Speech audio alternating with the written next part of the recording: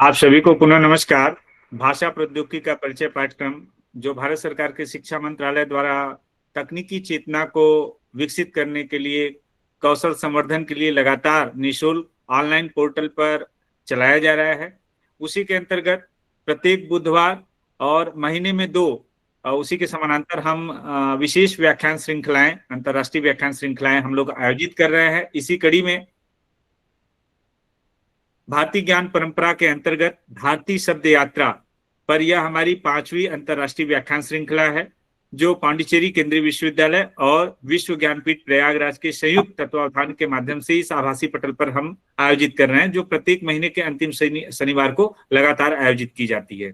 इसके साथ साथ एक और श्रृंखला आचार्य त्रिभुवननाथ शुक्ल महोदय के मार्गदर्शन में उनके व्याख्यान श्रृंखला के माध्यम से हम लोग प्रत्येक पूर्णमासी के दिन, जिसको हम फुल मून डे बोलते हैं, उसके अंतर्गत भारतीय ज्ञान परंपरा के अंतर्गत भारतीय चिंतन परंपरा पर हम लोग आयोजित कर रहे हैं और लगातार इसी पटल पर हम लोग उसको आयोजित कर पा रहे हैं। इस अवसर पर एक बार पुनः हमारी ज्ञान चेतना को जगाने के लिए आचार्य त्रिभुवननाथ शुक्ल महोदय जुड़े हैं। सर का मैं सबसे पहले हार्दिक स्वागत अभिनंदन करता हूं।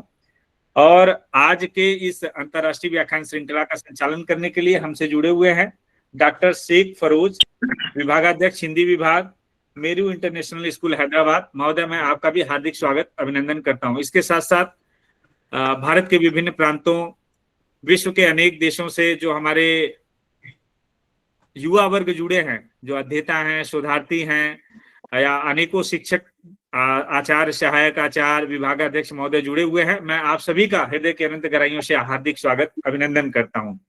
साथियों, भाषा प्रौद्योगिकी का परिचय जो पाठ्यक्रम है, जनवरी 2026 सत्र के लिए पंजीकरण की प्रक्रिया शुरू हो चुकी है पिछले 30 अक्टूबर से और लगातार चल रही है। आप सभी से आग्रह है, मैं निवेदन करूंगा जिनका माइक अनम्यूट है उसको म्यूट कर ले, किसी प्रकार का व्यवधान न हो।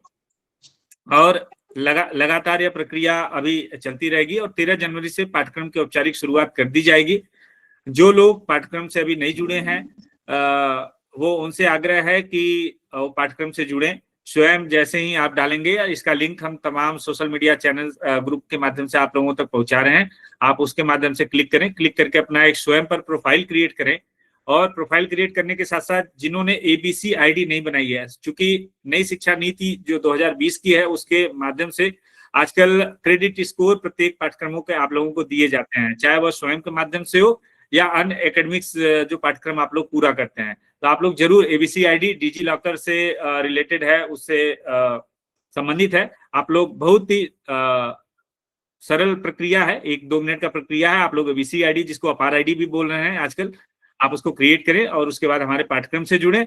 और लगातार हम लोग इस आभासी पटल के माध्यम से आप सभी के आत्मीय सहयोग से लगातार ज्ञान अनुष्ठानों का हम लोग आयोजन कर रहे हैं। उसी की कड़ी में आज हम लोग एक बार पुनः इस आभासी पटल पर उपस्थित हैं। तो मैं सीधे तौर पर आज के इस कार्यक्रम के संचालन के लिए डॉक्टर शेख फरोज महोदय से निवेदन करूं। उसके पहले, चूंकि सर पहली बार हमारे इस पटल का संचालन कर रहे हैं, मैं एक संक्षिप्त परिचय पुनः आपका रख दूं कि आप विभागाध्यक्ष हैं हिंदी विभाग में, मेरू इंटरनेशनल स्कूल हैदराबाद में, और करीब 12 से अधिक वर्षों से आप लगातार एक सक्रिय शिक्षक के रूप में अध्ययन अध्यापन का काम कर रहे हैं। इसके अतिरिक्त और तमाम साहित्यिक गतिविधियां हैं, उसका भी आप लगातार आयोजन कर रहे हैं अपने माध्यम से। आप हिंदी, अंग्रेजी, तेलुगु और उड़िया इन 4 भाषाओं में आप पारंगत हैं, विशेषज्ञता रखते हैं। इसके अतिरिक्त और कुछ अन्य भारतीय भाषाएं आप बोलना तथा लिखना जानते हैं। तो मैं सीधे तौर पर आपसे निवेदन करता हूं कि आज के इस अंतर्राष्ट्रीय व्याख्यान श्रृंखला की संचालन करें। हार्दिक स्वागत है महोदय। नमस्कार सर। नमस्कार उमेश सर। और आज के हमारे जो विशिष्ट अतिथि है प्रोफेसर डॉक्टर त्रिभुवन शुक्ला जी, उनका भी मैं हृदय की गहराइयों से स्वागत करता हूं। उनके साथ साथ समस्त आभास पटल में मेरे जितने भी गुरुजन, सहपाठी और शोधार्थी जितने भी हैं, उन सभी का भी जो है इस व्याख्यान श्रृंखला में, विशेष व्याख्यान श्रृंखला में आप सभी का स्वागत है। वैसे तो प्रोफेसर डॉक्टर त्रिभुवन शुक्ला जी आचार्य, इनके बारे में तो प्रोफाइल बहुत बड़ा है, तो पढ़ने में जो है बहुत ही जो है समय लग जाएगा, इसलिए क्या ही कहें। तो बस मैं बहुत संक्षिप्त में सर की अनुमति से बहुत संक्षिप्त में उनका जो है विवरण देना चाहूंगा मैं यहाँ पे। तो प्रोफेसर डॉक्टर त्रिभुवन शुक्ला जी हिंदी एवं भाषा विज्ञान के प्रतिष्ठित विद्वान और रानी दुर्गावती विश्वविद्यालय जबलपुर के पूर्व विभागाध्यक्ष एवं प्रोफेसर है। इनका जन्म 13 जुलाई 1953 के प्रयागराज में हुआ। वे भाषा विज्ञान, सामाजिक विज्ञान, कोश विज्ञान और तुलसी साहित्य विशेषज्ञ हैं। उन्होंने एमए, एमफिल, पीएचडी और डीलिट उपाधि प्राप्त की है। उनके पास बहुत सारी डिग्रियां हैं। वे मध्य प्रदेश साहित्य अकादमी की निर्देशक भी रह चुके हैं और कई राष्ट्रीय संस्थाओं के सदस्य एवं पदाधिकारी भी रह चुके हैं। उनके निर्देशन में 56 पीएचडी और 75 एमफिल और एक डीलिट शोध कार्य पूर्ण हुए हैं। डॉक्टर शुक्ल जी ने 45 से अधिक महत्वपूर्ण ग्रंथ की रचना की है। अनेक राष्ट्रीय अंतर्राष्ट्रीय संगोष्ठी का आयोजन किया है। उन्हें विश्व तुलसी सम्मान, तुलसी भारती अलंकरण और यास पुरस्कार, साहित्य भूषण सम्मान, विश्व हिंदी सहित कई प्रतिष्ठित सम्मान प्राप्त हो चुके। उन्होंने दक्षिण अफ्रीका, श्रीलंका, मॉरिशस, कंबोडिया और थाईलैंड और फिजी जैसे अनेक देशों में यात्राएं किए हैं और अपने ज्ञान को जो है ज्ञान की ज्योति आलोकित की है। अभी भी जो है वो कार्यरत है। सक्रिय भाग से उनका जो है ज्ञान का जो आदान प्रदान का जो श्रृंखला है वो चली है। सर, मैं आपको हृदय की गहराइयों से इस श्रृंखला के को आपको सौंप रहा हूँ। आप अपना जो है भाषण से हम सबको जो है आलोकित करें। बहुत बहुत धन्यवाद sir.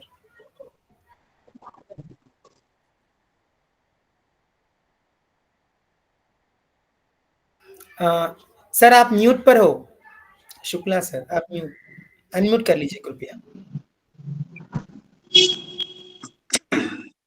Doctor Dinesh Sharma sir, आपसे निवेदन है कि आप म्यूट कर लें। जब आपको प्रश्न पूछने के लिए बोला जाए तो आप करें, अनम्यूट रखें।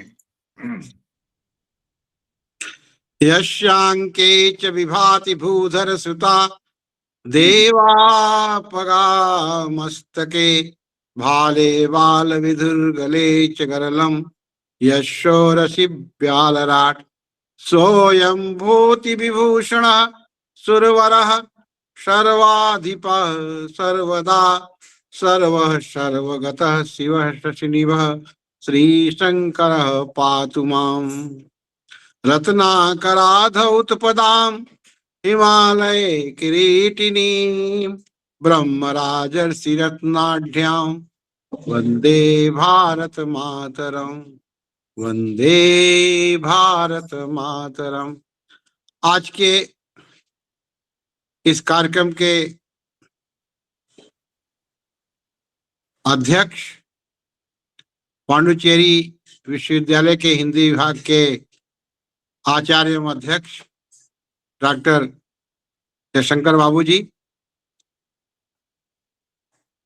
और इस पूरी श्रृंखला को सुचारू रूप से चलाने की महती जिम्मेदारी इनके ऊपर है और इस बहुत बड़ी श्रृंखला को संयोजित करने में बहुत सा समय दे रहे हैं ऐसे भाई उमेश कुमार जी, और इसमें जुड़े हुए सभी बंधु भगनी, सुदूर दक्षिण से सुदूर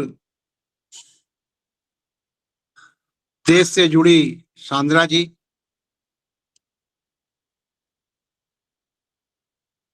तथा सभी मित्रगण। सनातन का यह तीसरा व्याख्यान है। आज का पक्ष होगा अहिंसा पर। सनातन में अहिंसा, सनातन धर्म और अहिंसा। आज जब विश्व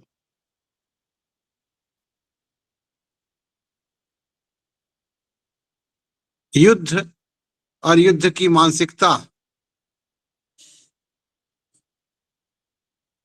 झेल रहा है, ऐसे में सनातन पूरे मानव मात्र के लिए और सचराचर सृष्टि के संरक्षण के लिए क्या निर्देश देता है। सनातन हमें कहाँ कैसा उद्बुद्ध करता है।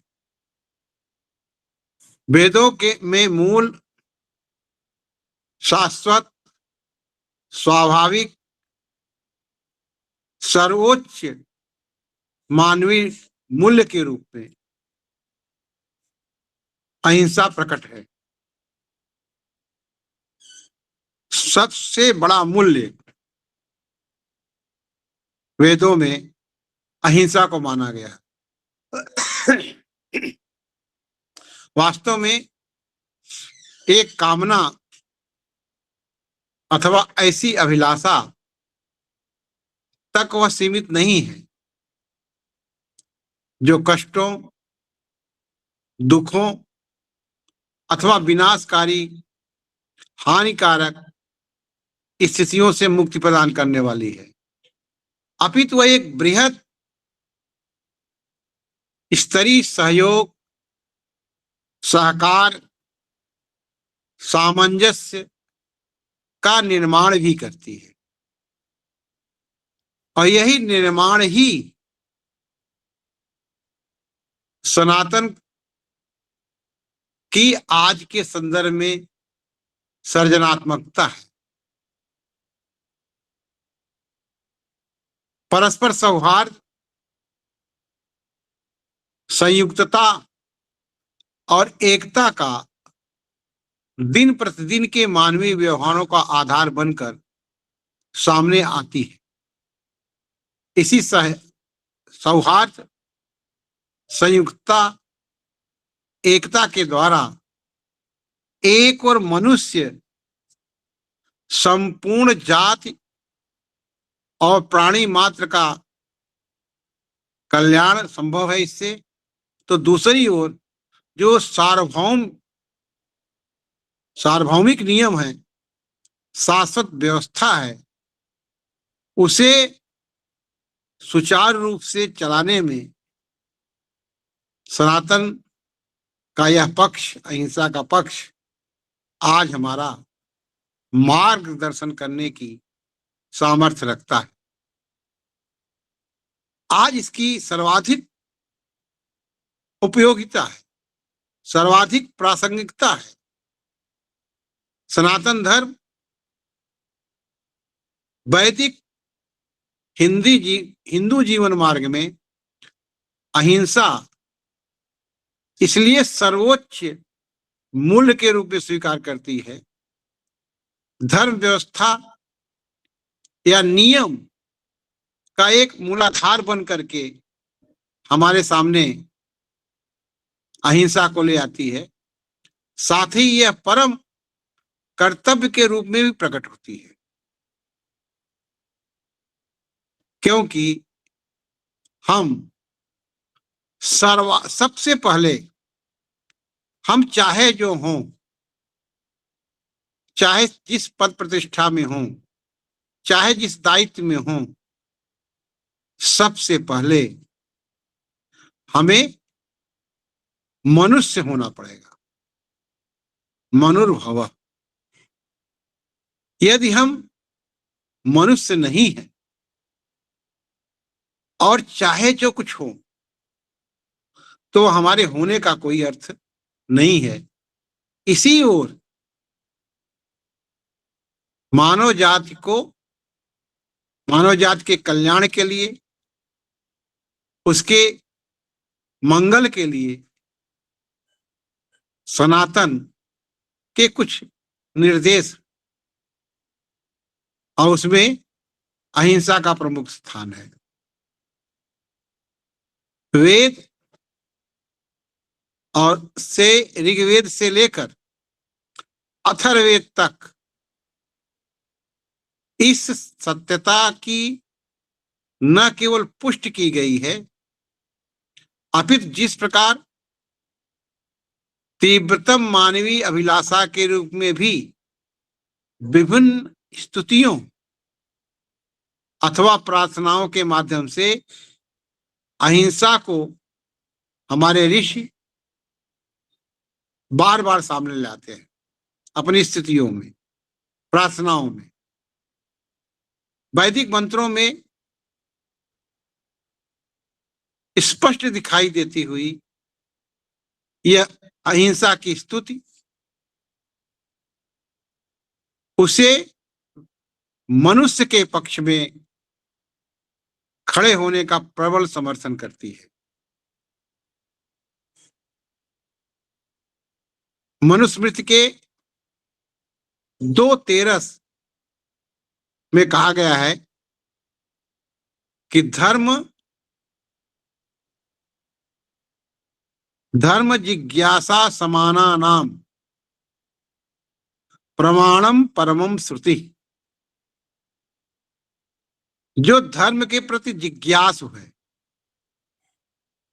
उसके लिए वेद निसंदेह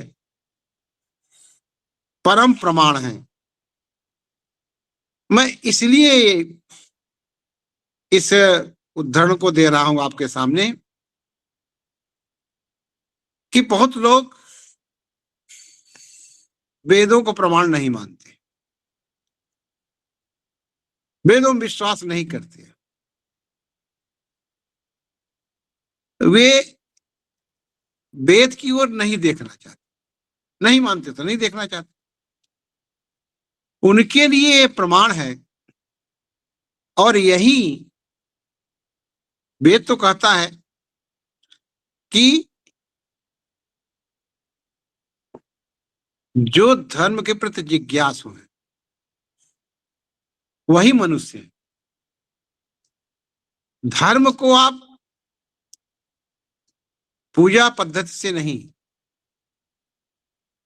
माला जाप से नहीं, पहले भी मैंने संकेत किया था, उसे आप कर्तव्य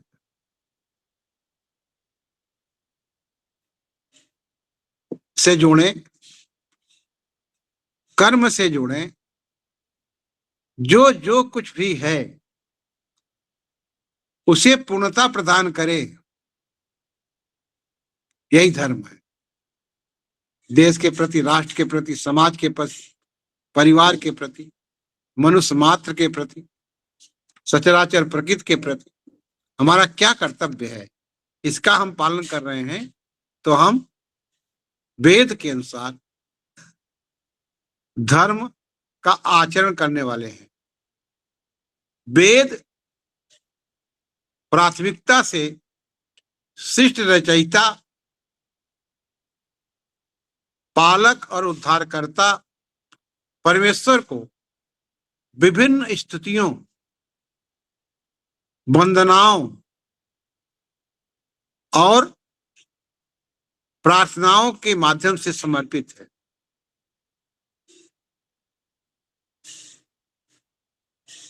मैंने जैसा कि प्रारंभ में कहा कि वेद अहिंसा को सर्वोपरि मानता है, सर्वोच्च मूल्य अहिंसा है।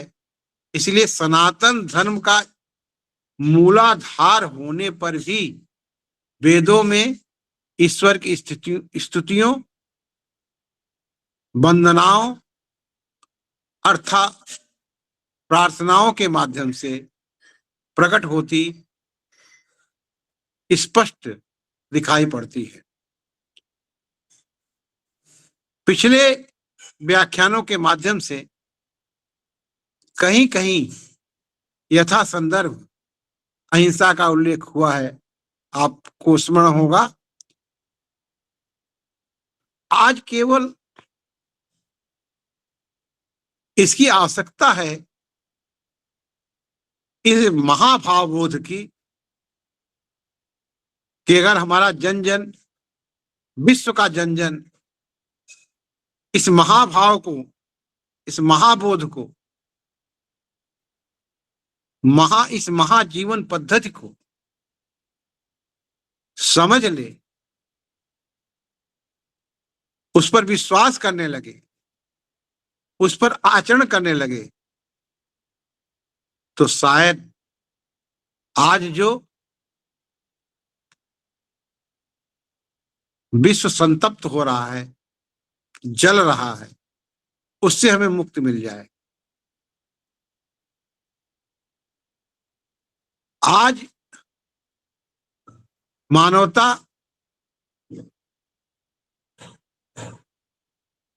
पर कितना बड़ा आघात हो रहा है और उस आघात की यह महौषधि है अहिंसा भाव। अब जब अहिंसा धर्म के रूप में प्रस्तुत की जाती है, इसे इन ग्रंथों में धर्म घोषित किया जाता है, तब वह वास्तव में उच्चतम मानवीय कर्तव्य के रूप में दृष्टिगोचर होता है। यह मनुष्य का उच्चतम मानवीय दृष्टिकोण है, ऐसा वेद और श्रुतियां उसको मानती है। व्यक्तिगत स्तर पर इंद्रिय निग्रह हेतु कटिबद्धता के साथ राग द्वेष मांस भक्षण हेतु हिंसा को उपनिषद द्वारा पूर्णतः अनैतिक घोषित किया गया है। अर्थात जो दूसरे की हिंसा करते हैं वे अनैतिक हैं। इन्हें हिंसा वृत्ति के जो लक्षण हैं, जो चिन्ह हैं, उनकी ओर संकेत किया गया है। अहिंसा धर्म के विपरीत में स्थिर है, खड़ी है। नैतिक नियमों के पालन का आह्वान करने का धर्मध्वज अपने हाथ में लिए हुए है। अहिंसा को स्वयं उच्चतम नैतिकता, सदाचार के रूप में घोषित किया गया है। दोनों बाहें उठा करके घोषणा की है हमारे ऋषियों ने। बृहदारण्यक उपनिषद, तैत्तिरीयोपनिषद, छांदोग्य उपनिषद, कठोपनिषद तथा ईशोपनिषद के विभिन्न संदर्भों में इसका उल्लेख हुआ है। मैं अधिक उदाहरण न दे करके एक उदाहरण देता हूं। छांदोग्योपनिषद 3:17-4 का, जिसमें कहा गया है कि अथ यत तपोदानम, अथ यत तपोदानम आर्जवम अहिंसा सत्यवचनम इति स अश्ये दक्षिण। यहां अहिंसा श्रेष्ठता अथवा जाति की उत्कृष्टता के रूप में वर्णित की गई है और हम इसी अर्थ में, जब मैं आर्य शब्द पर का बोल रहा था, आपके सामने कह रहा था कुछ, तो इसी अर्थ में आर्य हैं कि वे श्रेष्ठ। श्रेष्ठ किसके कारण से हैं? अपने अहिंसात्मक आचार विचार के कारण से। धर्म के कर्तव्य वाले पक्ष के रूप में बड़े सुंदर ढंग से सांडिल्योपनिषद में अहिंसा के संबंध में जो कहा गया है वह मानव के लिए परमोपकारी है। वहां यह कहा गया है कि अहिंसा सदैव ही विचार, वाणी और कर्म से समस्त प्राणियों के दुख, कष्ट, का हरण करती है। सनातन धर्मावलंबियों के लिए, वैदिक मार्ग के अनुसरणकर्ताओं के लिए, उसके व्यवहार संचालन के लिए अनेक भूमिकाओं में वैदिक श्रुतियां हमारा मार्गदर्शन करती है। और जैसा कि मैंने कहा कि इन सब के पीछे केवल एक ही संदेश है कि हम मनुष्य जात की रक्षा कैसे करें। वामन पुराण 14:1-2 में निर्देशित किया गया है बहुत स्पष्ट रूप से कि स्वयं अस्तेय दान, श्रम आदि जैसी विशिष्टताएं अथवा उच्च भूमिकाओं के रूप में जो मनुष्य है, वास्तव में वो उसी का मनुष्य होना सार्थक है। और जो ऐसा नहीं करता है उसे मनुष्य से भिन्न कोटि में ले जाने का, रखने का निर्देश है। तो मनुष्य से भिन्न कोटि क्या है? पशु, जिसमें चेतना नहीं होती, जिसमें मानवता नहीं होती, जिसमें करुणा नहीं होती, जिसमें विवेक नहीं होता। मत्स्य पुराण का एक संदर्भ है, मत्स्य पुराण के 143 के 30वें और 32वें श्लोक तक। उसमें कहा गया है कि अक्रोध अर्थात क्रोध न करना,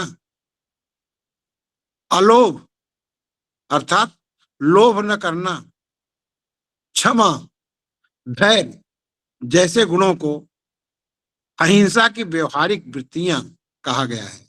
यही वृत्तियां हैं, यह इसका स्वभाव है, यह इसकी प्रवृत्ति है। साथ ही इन्हें मानवीय कर्तव्यों के साथ संबद्ध करते हुए जीवन व्यवहारों में अनिवार्य बताए जाने की पक्षधरता व्यक्त की गई है। हमारे 18 पुराणों में अनेक स्थलों पर इसी बात को रेखांकित किया गया। मैं इन संदर्भों से इस विचार को आपके सामने स्पष्ट कर रहा हूं। विश्व, क्योंकि बिना प्रमाण के कही हुई बात काल्पनिक हो सकती है, इसलिए निराधार हो सकती है, अविश्वासी हो सकती है। इसलिए मैं बार बार संदर्भों के साथ बात कर रहा हूं और बात करना चाहता हूं।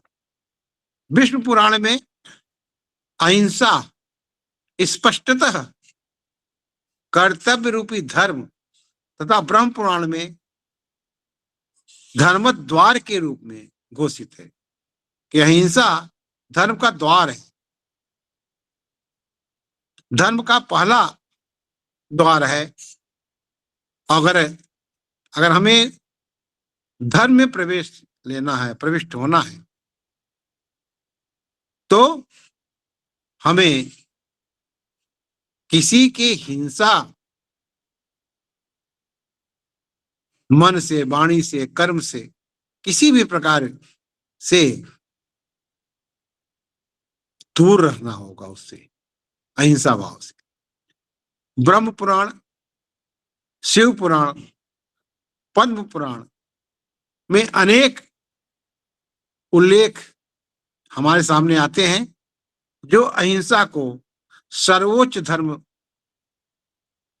घोषित करते हैं। यही तो परंपरा है, सनातन की यही शाश्वतता है, यह उसका आनपूर्वी भाव है, यही उसका नैरंतर्य चले आने का स्वभाव है कि जो वेदो मूलम सर्वस्य सर्वस्य अखिलम मूलम वेद, सबका मूल वेद है। जो जो वेदों के वचन हैं वही पुराणों में, वही उपनिषदों में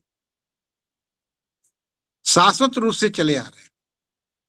इसी अर्थ में मैं परंपरा को थोड़ा सा आपके सामने स्पष्ट कर देना चाहूंगा कि परंपरा रूढ़ी नहीं है। परंपरा वो है जिसमें मार्गदर्शन देने की क्षमता है। रूढ़ी को उतार करके खूंटी पर टांग दीजिए। परंपरा है परात पर है परंपरा, अर्थात जो आनुपूर्वी भाव से नैरंतर्य मनुष्यता के पक्ष में खड़ी होकर के चली आ रही है, वो परंपरा है। इस अर्थ में हम सनातन को मानने वाले इस अर्थ में परंपरा की व्याख्या करते हैं। परात पर परंपरा जो निरंतर चली आ रही है, एक पीढ़ी से दूसरी पीढ़ी और दूसरी पीढ़ी से तीसरी पीढ़ी में निरंतर चली आ रही है, प्रवहमान है। अहिंसा को शांतिदायिनी तथा सुख स्थिति का निर्माण करने वाली बताते हैं। आखिर सबका तो है ना, सर्वे भवन्तु सुखिनः सर्वे सन्तु निरामया सर्वे भद्राणि पश्यन्ति मां कश्चित् दुर्भाग् भवेत्। हमारा सनातन धर्म, सनातन विचार केवल अपने देश के मनुष्यों की बात नहीं करता, वो तो मनुष्य मात्र की बात करता है। इस संबंध में पद्म पुराण में एक अत्यंत प्रासंगिक संदर्भ है। ब्रह्मचर्येण सत्येन तपसा च प्रवर्तते दानेन नियमेनापि क्षमा शौचेन वल्लभः। अहिंसा सुशासान्त्या व अस्तेनापि वर्तते एतैर् दशभिर् एतु धर्ममिव सूयते च यत्। और इसी प्रकार से भागवत पुराण में 7, 14, 18 में अनावश्यक संग्रह को हिंसा दोष के रूप में स्वीकार किया गया है। कोई भी वस्तु जो आपके लिए जितना अपेक्षित है उतना ही रखें,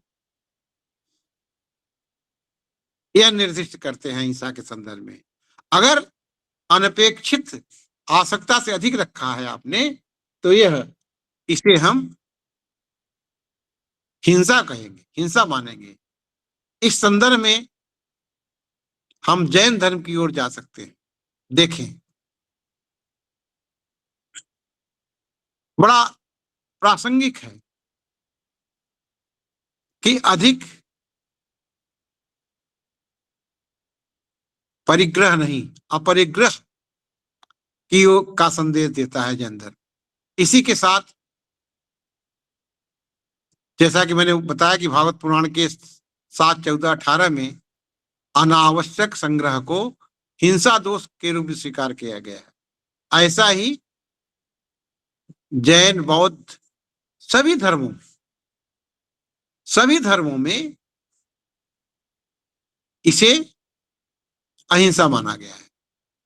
इसी के साथ सर्व कल्याण, सर्व सुख, सर्वहित की भावना को निजी और परस्पर व्यवहारों के संचालन में, उनके नियमन में, प्रत्येक स्थिति में केंद्र में अहिंसा ही है, अहिंसा की भावना ही है। इसीलिए अहिंसा को मूल मंत्र कहा गया है। जैसे ये उल्लेख मिलता है कि सत्य, दया, तपः शौचम, तितिक्षेषा, क्षमादय, समोदय, अहिंसा ब्रह्मचर्य व त्यागः स्वाध्याय आर्जवम। इस प्रकार कुल मिलाकर पुराणों में अहिंसा का पालन केवल एक निर्देश ही नहीं है, एक उपदेश दे दिया, एक निर्देश दे दिया, अपितु अहिंसा एक सिद्धांत मात्र ही नहीं है,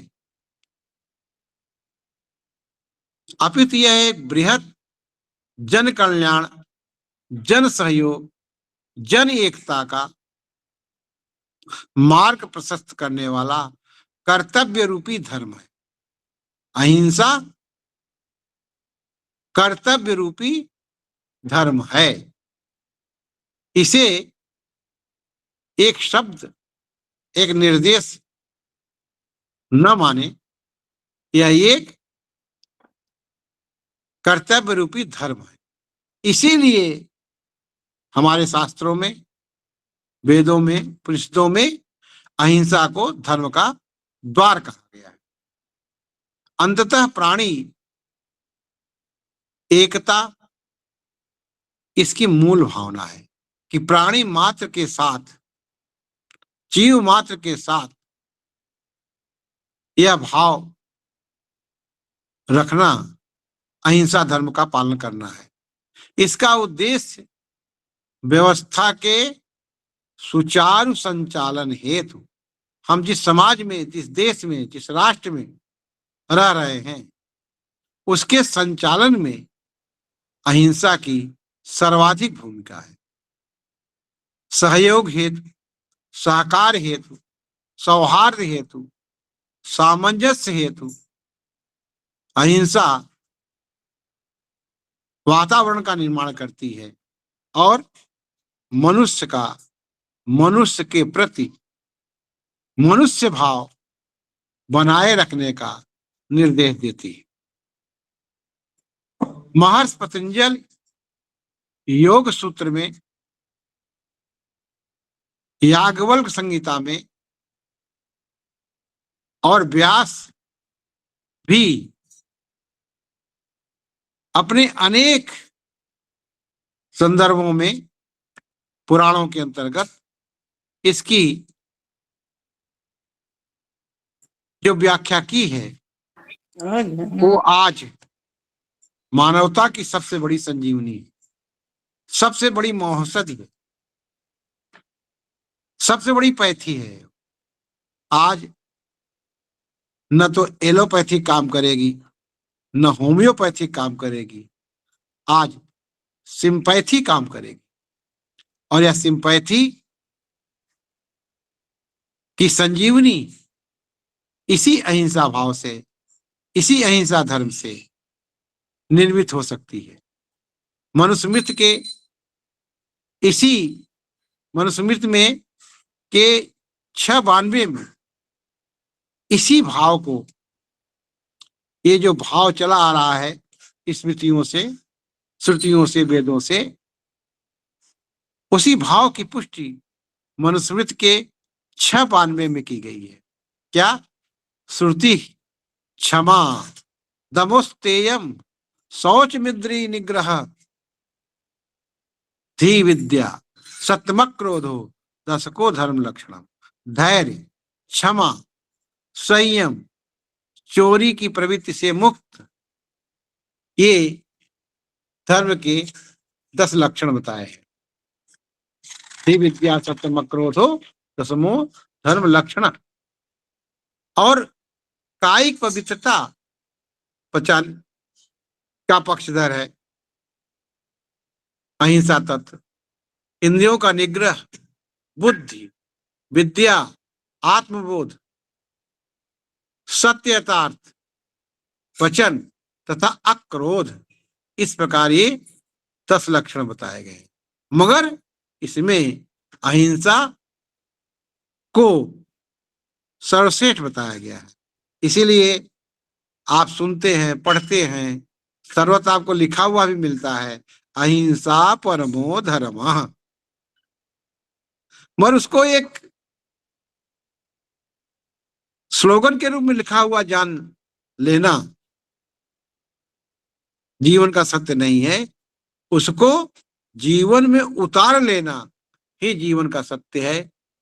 इस संबंध में मनुस्मृति में के 10वें अध्याय के 63वें श्लोक में 63 श्लोक जो है उसमें और स्पष्ट करते हुए मनुस्मृतिकार लिखते हैं कि अहिंसा सत्यमस्तेय शौच विद्री निग्रह एतत् सामासिकम धर्म चातुर्वर्णे अब्रवेन मनु।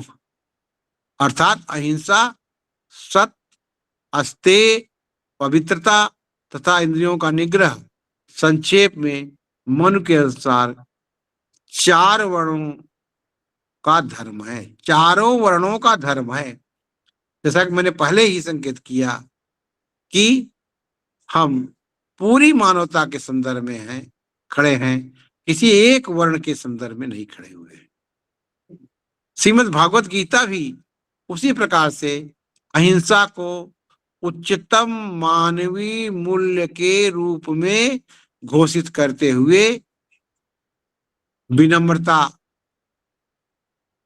सरलता, सहिष्णुता, पवित्रता, आत्मसंयम तथा अहंकार मुक्ति जैसे श्रेष्ठ गुणों के साथ ज्ञान घोषित करती है तथा स्पष्ट घोषणा करती है कि जो कुछ भी इसके विपरीत है वह सब अज्ञान है।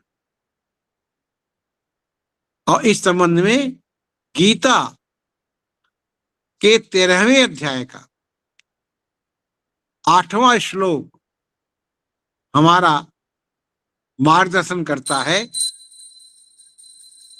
अमानित्व दम्भित्वम अहिंसा शांति आर्जवम आचार्योपासनम शौर्यम स्वयमात्मन विग्रह। ऋषि व्यास, जिनके परिचय की कोई आवश्यकता नहीं है, महान वैदिक विचारक, सनातन धर्म के व्याख्याता और अद्वितीय सिद्धांत के रूप में व्यास आज तक स्वयं दीप्तिमान है। इन्हीं भावों की प्ररोचना करने के कारण से अद्वितीय उनका जो संदेश है वह मानवता के पक्ष में अद्वितीय है। श्रीमद् भागवत गीता इसका एक भाग है, अहिंसा को उसमें परम धर्म के रूप में, उच्चतम धर्म के रूप में घोषित किया गया है। उद्भाव घोषणा की है महर्षि व्यास ने कि अहिंसा ही परम धर्म है। महाभारत के अनुशासन पर्व में, अश्वमेधिक पर्व में, वन पर्व में अहिंसा को सर्वोच्च मानवीय मूल्य के रूप में, कर्तव्य के रूप में, धर्म के रूप में प्रतिष्ठित किया गया है। अहिंसा परमो धर्मस् तथा अहिंसा परमम तपः। वह धर्म भी है अहिंसा, तप भी है। अहिंसा परमम सत्यम, अहिंसा ही परम सत्य है। यतो धर्म प्रवर्तते, अर्थात अहिंसा परम धर्म है। उसी प्रकार अहिंसा परम तपश्चर्या है, अहिंसा परम सत्य है तथा धर्म जिसके द्वारा हम धर्म में प्रवृत्त होते हैं। इसीलिए अहिंसा परमो धर्म, जैसा कि मैंने कहा कि हमारे यहाँ कई कार्यालयों में, कई स्थानों पर, कई सार्वजनिक स्थानों पर, देवालयों में, सब जगह आपको यह लिखा हुआ मिलेगा, अहिंसा परमो धर्म। और अहिंसा परम अर्थात उच्चतम धर्म है तथा हिंसा अधर्म स्वरूप है। उसी के साथ, हिंसा के साथ अहिंसा की भी निंदा की गई है। अहिंसा के प्रति जो निर्देश है कि अहिंसा परमो धर्म, सच सत्य प्रतिष्ठिता। अहिंसा सत्य के साथ प्रतिष्ठित है और अहिंसा असत्य के साथ प्रतिष्ठित है। इसीलिए अनेक तात्विक उदाहरणों के द्वारा अहिंसा को धर्म के रूप में स्वीकार किया गया है। जब हम कहते हैं कि अहिंसा परम धर्म है, इसकी पुनरावृत्ति हुई, अर्थात इसकी सत्यता को कई बार दोहराया गया। वैसे तो अगर बार बार कोई झूठ भी 100 बार बोल दिया जाए तो सत्य सा आभासित करने लग हो जाता है, किंतु अगर सत्य को बार बार हम उद्घोषित करें, बार बार उसको प्रचारित प्रसारित करें, तो वह मनुष्य मात्र का जीवन धर्म हो जाता है, आचरण हो जाता है। इसलिए ये बातें जो कही गई हैं श्रुतियों में, पुराणों में, सदग्रंथों में, उनको आज दोहराने की जरूरत है। अगर हम समाज के सामने दोहराएंगे तो इस प्रकार का एक वातावरण, एक सत्य मानवीय चेतना का उदय होगा। इसलिए इसे बार बार दोहराने की आवश्यकता है और मैं समझता हूं कि यही इस प्रकार के आयोजनों का, इस प्रकार के संवादों का मूल आधार है, मूल कारण है और उसकी उपयोगिता भी। अहिंसा की मूल भावना का श्रेष्ठता की परिचय कराने के साथ समधिक वैदिक हिंदू अवधारणा को हम स्पष्ट कर पाते हैं। उनके अनुसार हमारी जो पूरी वैदिक अवधारणा है वो है समस्त प्राणियों के प्रति इस प्रकार का व्यवहार करें जो व्यवहार मानवता के पक्ष में और जहां से मनुष्य मात्र के प्रति विक्षोभ का क्षरण होता है। इस भावना के साथ हम इस अहिंसा धर्म को प्रवर्तित करते हैं। महाभारत में तो बार बार इसका उल्लेख किया है, न हिंसात सर्वा भूतानि, अर्थात किसी भी प्रकार की हिंसा न करें। यही वेद का प्रामाण्य है, किसी भी प्रकार की हिंसा न करें। ऋषि याज्ञवल्क्य संहिता में उल्लेख करते हैं और व्यास की भांति, महर्षि वेद व्यास की भांति अहिंसा को सर्वोत्कृष्ट मानवीय मूल्य के रूप में स्वीकार करते हैं और इसकी व्याख्या करते हुए, इसकी मूल भावना को प्रकट करते हुए कहते हैं, मनसा वाचा कर्मणा, मन से, वचन से, कर्म से, मनसा वाचा कर्मणा सर्वभूतेषु सर्वदा, सर्वभूतेषु सर्वदा, सभी प्राणियों में सर्वदा। ये नहीं कि एक बार यह भाव प्रकट कर दिया आपने, नहीं, सभी प्राणियों में, सर्वभूतेषु सप्तमी है, सर्वभूतेषु सभी प्राणियों में, और सर्वदा, ये जो सर्वदा शब्द है यह इस भाव को आगे बढ़ाता है कि उसमें निरंतरता होनी चाहिए, वो हमारी जीवनचर्या होनी चाहिए, वो हमारा एक स्वभाव होना चाहिए, और यही होना धर्म है। अक्लेशेन जननम, अक्लेश जननम प्रोक्तम हिंसात तेन योग भी, मन वचन एवं कर्म द्वारा समस्त जनों को क्लेश न पहुंचाना ही हिंसा, अहिंसा है। कितनी छोटी सी, कितनी सारगर्भित, कितनी मन में उतर जाने वाली परिभाषा है। क्या? मन वचन कर्म द्वारा समस्त जनों को क्लेश न पहुंचाना ही अहिंसा है। और इसी को महर्षि पतंजलि योग सूत्र में, योग सूत्र का जो 2:30 है तथा 2:35 है, दोनों में अहिंसा को सर्वोच्च मूल्य के रूप में स्वीकृत किया गया है तथा इसकी मूल भावना को उत्कृष्टता के साथ जन सामान्य के लिए निर्देशित किया गया है। ये दोनों उल्लेख व्यास तथा याज्ञवल्क्य के अहिंसा संबंधी विचारों को भी विस्तार प्रदान करते हैं। जैसा मैंने कहा ना, जो श्रुतियों की परंपरा है वही पुराणों में, स्मृतियों में, गीता में, महाभारत में सर्वत्र दिखाई पड़ेगी। अर्थात अहिंसा, सत्य, अस्तेय, ब्रह्मचर्य, परिग्रह, इस प्रकार के 5 यम कहे गए हैं। ये सार्वभौमिक महाव्रत हैं।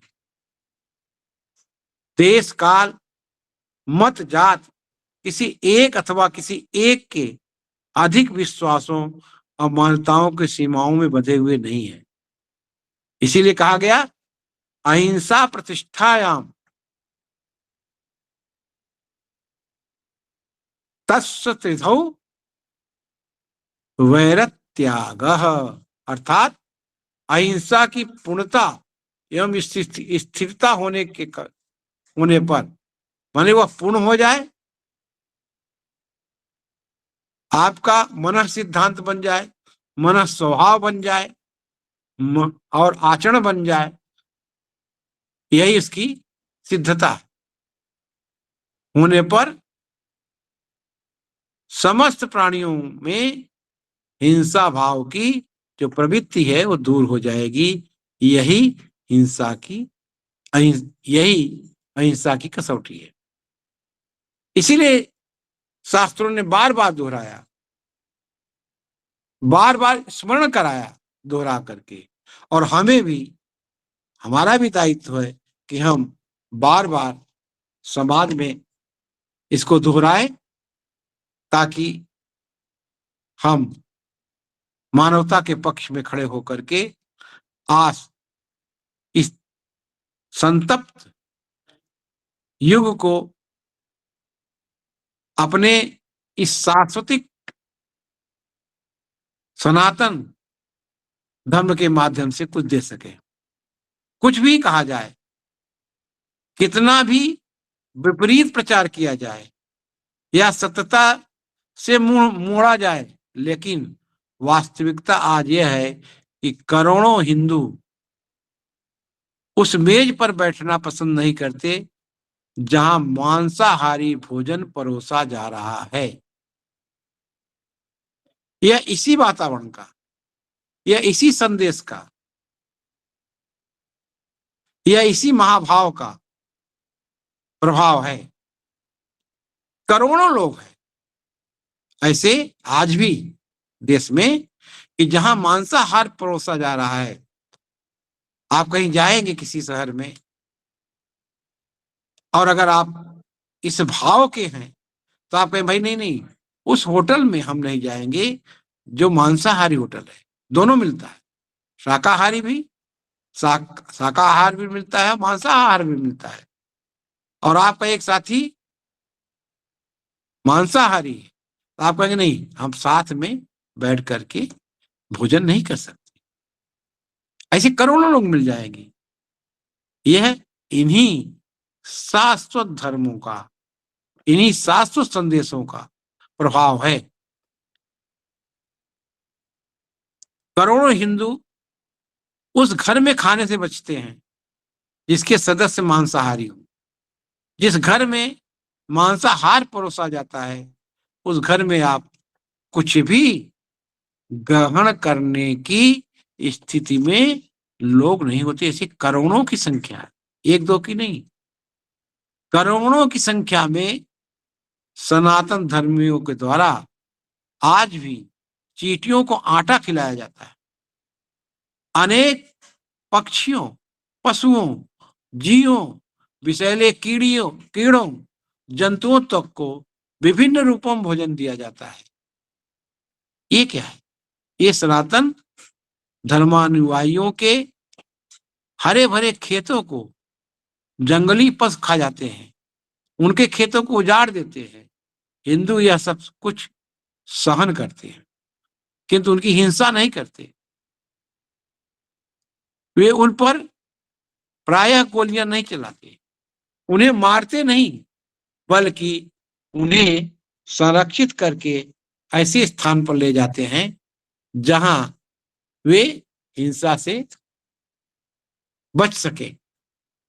ये क्या भाव, ये किसका प्रभाव है? यह जो भाव, एक जो महाभाव आज भी हमारे करोड़ों लोगों के मन में बना हुआ है, इसके संरक्षण का यह इसी सनातन जो प्रवृत्ति हमारी है अहिंसा की, उसी के कारण से है। यह वास्तव में सनातन धर्म निर्देशित प्राणी एकता की व्यवहार में स्वीकृति है। सिद्धांत तभी सार्थक है जब वह व्यवहारिक हो। शास्त्र का निर्देश तभी सार्थक है जब वह व्यवहार में उतर आए। इसका मतलब अगर वो व्यवहार में नहीं है, अगर वो मनुष्य के पक्ष में नहीं है, तो उसकी क्या उपयोगिता है? यह वैदिक मार्ग के अनुयायियों की अहिंसा के प्रति कटिबद्धता का प्रमाण है। वे कटिबद्ध हैं इसके प्रति। इसी के साथ भारतीयों, सनातन धर्मियों, हिंदुओं की अहिंसा के प्रति जो प्रतिबद्धता है, उसको बिना जाने, बिना सोचे, बिना समझे कुछ लोग उन्मादी, सांप्रदायिक संज्ञाओं से संबोधित कर देते हैं। कदाचित वे नहीं समझते कि वे जड़ चेतन सबके प्रति सहानुभूति का भाव लेकर चल रहे हैं। इस पृथ्वी पर सर्वाधिक सहिष्णु एवं सहनशील बनकर के उभर रहे हैं। यह किसका प्रभाव है? इसी अहिंसा धर्म का प्रभाव है। सहिष्णुता, सहनशीलता से ओतप्रोत हमारे सनातन धर्म ने संसार भर के लोगों को शताब्दियों से, यूनानियों से लेकर पारसियों तक को अपनी मातृभूमि तथा पुण्य भूमि भारत में न केवल शरण दी, अपितु उन्हें अपने ही समान का स्तर प्रदान किया। सभी को फलने फूलने, संपन्नता प्राप्त करने का अवसर प्रदान किया। जो जातियां यहां आई, हमने उसका स्वागत किया। यद्यपि उनसे हमें जो कष्ट हुआ उसको भी हमने सहा, मगर अपना धर्म, अपना आचरण, अपनी प्रवृत्ति, अपनी परंपरा को नहीं छोड़ा। मन, वचन तथा कर्म से समस्त प्राणियों के प्रति सद्भावना रखना, सक्रिय प्रेम प्रकट करना अहिंसा की मूल भावना है। उक्त घटनाक्रम में आप देखें, इस प्रकार की जो घटनाएं होती हैं, तो ये हमारा जो सनातन धर्म है, हमारी जो सनातनी प्रवृत्ति है, यह मानती है कि अगर हम ऐसा करते हैं तो सर्वोच्च सत्ता की शाश्वत व्यवस्था का हम अनुपालन नहीं करते, उसके विरोध में खड़े हैं, अन्याय है, अधर्म है। इसलिए इसके जो अधिकारी हैं उन्हें यह भाव उनके मन में सुदृढ़ हो जाना चाहिए कि अहिंसा परम धर्म है, जिसको बार बार शास्त्रों में, पुराणों में, स्मृतियों में दोहराया गया है। विश्व के कई भागों में लोग गत हजारों वर्षों से की समयावधियों से अपने जन्म स्थलियों से जन्म स्थान से वंचित हैं। किसके कारण से? उन्हें मार काट कर भगाया गया, उन्हें अपने स्थान से विस्थापित किया गया, अपने अपने विश्वासों, मूल्यों, परंपराओं एवं संस्कृतियों पर कुठाराघात कहते हुए देखा गया। ये किसके कारण से? हिंसा के कारण। और अगर यही उन जातियों में, उन वर्गों में, उन समाजों में, उन देशों में रह रहे लोगों के प्रति के मन मस्तिष्क में यह भाव रहता तो शायद यह स्थिति न होती, मानवता आहत न होती। इससे अनेक लोग, यहूदियों तथा पारसियों के उदाहरण अभी हमने दिए, और ऐसे अनेक शरणार्थी भारत भूमि पर पहुंचे और यहाँ बस गए। सभी फले फूले तथा संपन्न हुए। भारत भूमि इन सभी के लिए मातृभूमि भी बन गई। भारत भूमि न केवल सभी को शरण दी, अपितु अपने विशाल आंचल में उनको स्नेह प्रदान किया। माता के रूप में समान रूप से सबकी देखभाल की। साथ ही अपने सनातन धर्माधारित मार्ग, हिंदू धर्म के एक मूल मंत्र अथवा आधारभूत सिद्धांत एकम सद विप्राह बहुधा वदंती का संदेश दिया। सत्य एक ही है, लेकिन विद्वंजन इसे विभिन्न नामों से संबोधित करते हैं। इसका मंत्र व्यवहारिक रूप से, ये मंत्र नहीं, इसको व्यवहार में भी, आचरण में भी सभी विश्व की मानवता के साथ साझा किया हमारे भारतीय चिंतन को। और आज इसकी आवश्यकता है। जैसा कि मैंने कहा कि मानवता के पक्ष में खड़ा होने वाला यह धर्म, यह सिद्धांत, इसकी आज आवश्यकता है। यह आधारभूत संदेश एकता का देता है। स्वयं सर्वोच्च मानवीय मूल्य अहिंसा का प्रकटीकरण है। सहिष्णुता, सहनशीलता का सिद्धांत एवं व्यवहार दोनों रूपों में यह अनुपम उदाहरण है। यह विश्व धर्म व्यक्तिगत से सार्वभौमिक स्तर पर इसका पालन, व्यवस्था, इसका संचालन होने से मनुष्य जाति का विनाश रुक सकता है। इसीलिए इसको बार बार दोहराने की, इस पर विचार करने की आवश्यकता है। बृहत मानव कल्याण के साथ ही प्राणी के कायिक अथवा आध्यात्मिक उत्थान के उद्देश्य से निस्वार्थ भाव से इस पर विचार करने की बात कही गई है। स्वयं वेद इस वास्तविकता की पुष्टि करते हैं।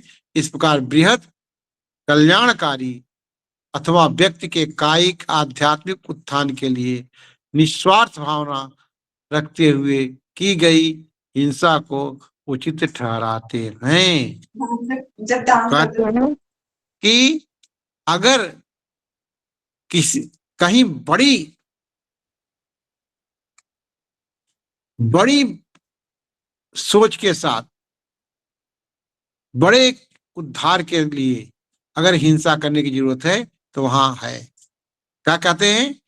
या वेद विहिता हिंसा, जो हिंसा वेद विदित है और इस सचराचर जगत में नियत है, उसे अहिंसा ही समझना चाहिए, क्योंकि वही धर्म है।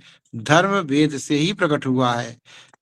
इसलिए किसी भी प्राणी को न केवल चोट पहुंचाना, अगर प्राणी के संरक्षण में, प्राणी के हित में की गई हिंसा है तो वह हिंसा नहीं है, अपितु वह वध भी अहिंसा की परिधि में है।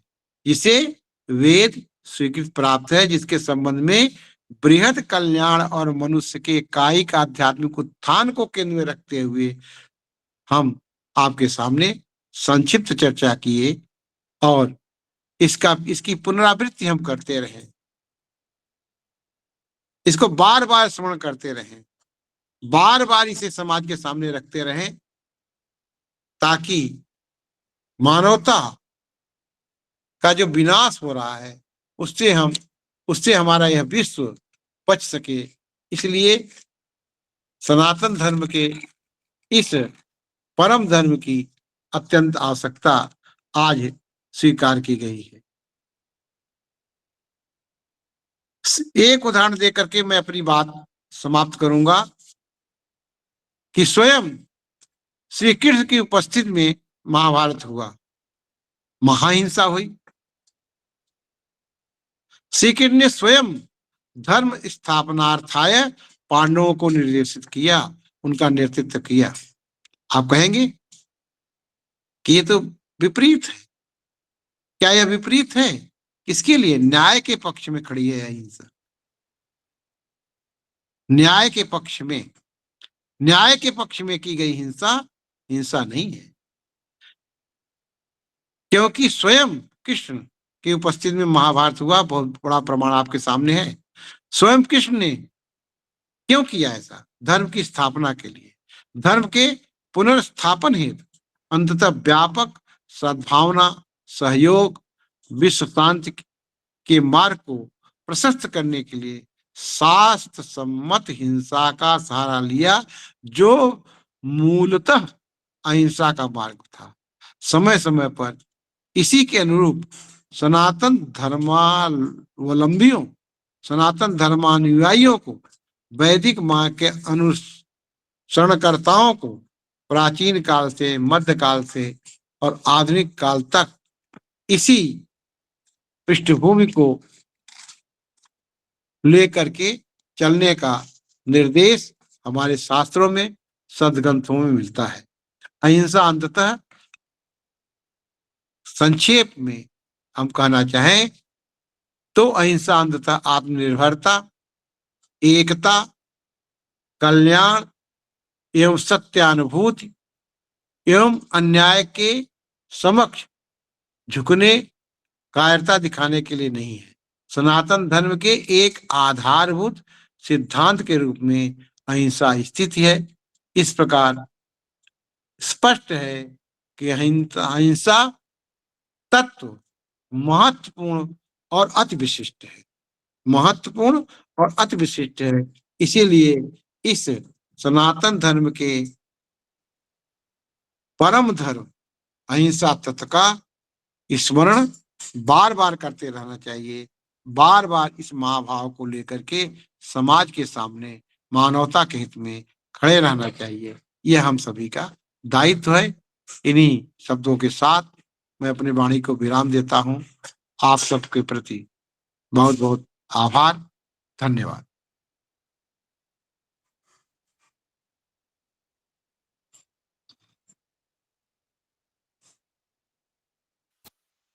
बहुत बहुत धन्यवाद आदरणीय। मैं निवेदन करना चाहूंगा डॉक्टर शेख अफरोज साहब से, सर आगे का संचालन करें।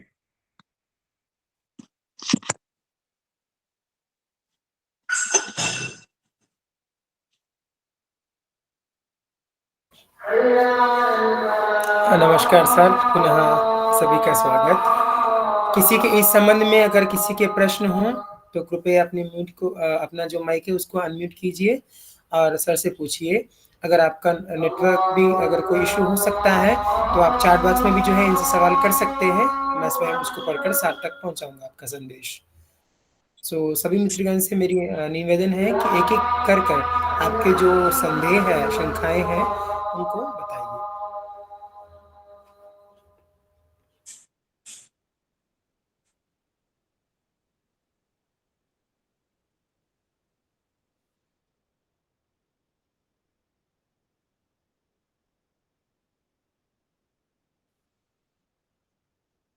जी, एक बार पुनः मैं आचार्य जी का हार्दिक आभार व्यक्त करता हूं कि सर ने सनातन पर यह तीसरा व्याख्यान दिया है और अहिंसा को लेकर सर ने बहुत ही महत्वपूर्ण बातें कही हैं। कई बिंदु जो हमारे पुराण में है, वेद में है, उसका सर ने संदर्भ दिया है और हमेशा व्याख्यान में सर संदर्भ सहित बातें करते हैं ताकि किसी को किसी प्रकार की आपत्ति नहीं हो।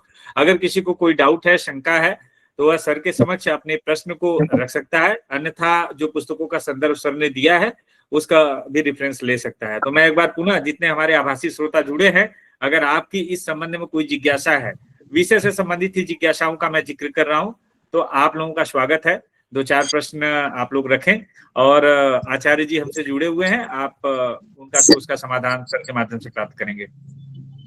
दीपिका जी, आप कुछ बोलना चाहती हैं? हाँ जी सर। जी सर, जो ये पृथ्वीराज रासो है महाकाव्य काल्पनिक ग्रंथ है ना? हेलो हाँ सर, हाँ। इसके बारे में बताना था थोड़ा। नहीं, इसके बारे में ये मंच नहीं है।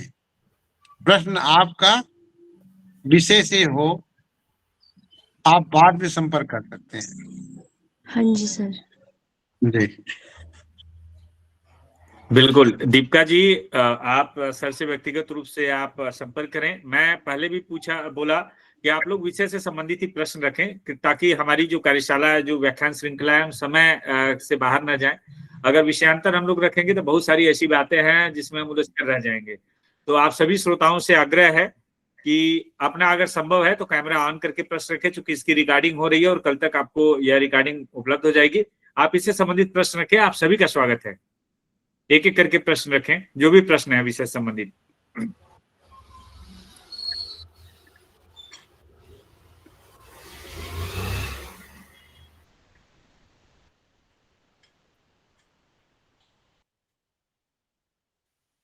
क्या किसी का कोई प्रश्न नहीं है? मुझे तो सर यही लग रहा है। नहीं, फिर भी 1-2 प्रश्न तो कम से कम होने चाहिए। अगर प्रश्न नहीं है तो पहली बार ऐसा होगा कि हमारी जितनी आभासी कार्यशालाएं आज तक 70 से अधिक हो चुकी हैं और पहली बार ऐसा होगा कि कोई प्रश्न नहीं है। मैं चाहूंगा श्रोताओं से कि विषय से संबंधित 1-2 प्रश्न जरूर पूछें, जो जिज्ञासाएं हैं। सर का सर बहुत बहुत धन्यवाद। बहुत सार गर्भित बताया सर ने। उमेश जी, इसको आप सफलता माने कि इस पर कोई प्रश्न ही नहीं उठता, तो बहुत अच्छा है। नहीं, बिल्कुल सर, सफलता तो है ही सर। आपने इतने विस्तार से, इतने सहज शब्दों में, और जो अगर कोई कुछ कहता है और उस पर कोई टिप्पणी नहीं होती तो ठीक है, वो सर्वसम्मत से मान्य है। कोई कहते हैं ना कि इस पर कोई प्रश्न ही नहीं उठता, तो ठीक है। तो सर नमस्कार। नमस्कार। हाँ जी जी। हाँ सर नमस्कार। मैं नमस्कार हेलो जी जी। हाँ सर मैं कुरुक्षेत्र यूनिवर्सिटी से पुष्पा बोल रही हूँ। जी जी, बोले बोले। जी जी जी जी जी, मैं अभी जुड़ी थी थोड़ी देर पहले। जी जी जी जी, तो ये भारतीय ज्ञान परंपरा में जो शब्द की बात की ना सर, तो हाँ। मैंने आदरणीय त्रिभुवननाथ शुक्ल जी का जो लेक्चर सुना, वो बहुत ही सारगर्भित था और मैं इनको आज से नहीं 25 वर्षों से सुन रही हूँ और बहुत ही सारगर्भित इनका जो है लेक्चर होता है। और वास्तव में जो ये शब्द है ना, ये शब्द से ही व्यक्ति जो है उत्पन्न हुआ है, जिसे आप ओम की ध्वनि कहते हैं। अगर हम इंग्लिश में जो है ओम को लिखें तो AUM ओम, ए का मतलब ऑलमाइटी और एम का मतलब मटेरियल, यू का मतलब यूनियन। और जब हम ऑलमाइटी और उस ऑलमाइटी और मटेरियल को, जब हम दोनों को जो है इकट्ठा कर लेते हैं, इस जगत में रहते हैं, तो हमें स्पिरिचुअलिटी से भी जुड़ना होता है। तो स्पिरिचुअलिटी में जो है ये ओम शब्द की जो ध्वनि है, उस ओम शब्द की ध्वनि का विस्तार पूर्वक वर्णन जो है आदरणीय त्रिभुवननाथ शुक्ल जी ने किया है। तो हमें जो है, क्योंकि जब हम ओम की ध्वनि करते हैं तो ओम की ध्वनि को जब हम ओम शब्द बोलते हैं तो उसकी ध्वनि जो है ऊपर की तरफ जाती है, जबकि हम दूसरे शब्द बोलते हैं तो वो शब्द जो है वो नीचे की तरफ जो है वो जाते हैं। तो क्योंकि हमारे मस्तिष्क में जब हम कोई भी चीज सोचते हैं तो हमारा ब्रह्म भी जो है वो ऊपर मस्तिष्क की तरफ जो है होता है, यानी कि ऊपर जो है ब्रह्मांड की तरफ जो है हम सोचते हैं। तो सर ये विषय जो है इसे शब्दों में नहीं बांधा जा सकता, ये तो एक प्रैक्टिस का और साधना का विषय है। तो मैं त्रिभुवन नाथ शुक्ल जी को बहुत बहुत बधाई देती हूँ कि उन्होंने इतना सारगर्भित और शाश्वत और सनातन परंपरा के साथ जोड़ करके जो हमें जो है शब्द का वर्णन जो है वो बताया है। तो मैं इनकी बहुत ही धन्यवादी हूँ, शुक्रगुजार हूँ। बहुत बहुत धन्यवाद मैडम। और आप तो ख्याति लब्ध विदुषी हैं, आपने सुना, अनुभव किया और अपनी एक सार्थक टिप्पणी दी, इसके लिए आपका बहुत बहुत धन्यवाद। मैं भी आपको तो वर्षों से जानता हूँ, जी जी जी, निरंतर आप विद्या की उपासना में लगी हुई हैं। जी जी जी, बहुत बहुत धन्यवाद। जी जी, नमस्कार नमस्कार सर। धन्यवाद। मेरा भी एक आदरणीय, प्रश्न है। जी जी, स्वागत हाँ है। हाँ, बोलिए बोलिए। आदरणीय, मेरा ये प्रश्न है कि जैसे सर ने कहा कि अहिंसा जो है वह अहिंसा है, तो अपनी सुरक्षा के लिए अगर प्रतिक्रिया स्वरूप जैसे कोई हमारे ऊपर हमला करता है तो हम अपने बचाव के लिए अगर उसके ऊपर हमला करते हैं तो भी क्या वो अहिंसा है? हाँ, वो मान्य है। वो तो कहा ही गया है कि अगर कोई ऐसा अवसर आए जहाँ हिंसा करनी पड़े, वो जो गलत अर्थ लोग कर लेते हैं कि वैदिक हिंसा हिंसा न भवति, तो वही वैदिक धर्म ही है कि अगर कोई हमारा आत्मसम्मान स्वाभिमान खंडित कर रहा है और उसको भी हम हिंसा करते हैं तो वो भी अहिंसा ही है। सात्विक जी हिंसा कहा गया उसको। जी सर, इसको आपने हमारा मानवीयता, संस्कार, संवेदना और अहिंसा के ऊपर आज जो प्रस्तुति की वो वास्तव में बहुत ही सुंदर, बहुत उत्कृष्ट जानकारी थी। अहिंसा को इतने अच्छे सरल तरीके से आपने परिभाषित किया है, इसके लिए मैं आपको बहुत बहुत बारंबार नमन करती हूँ। धन्यवाद धन्यवाद।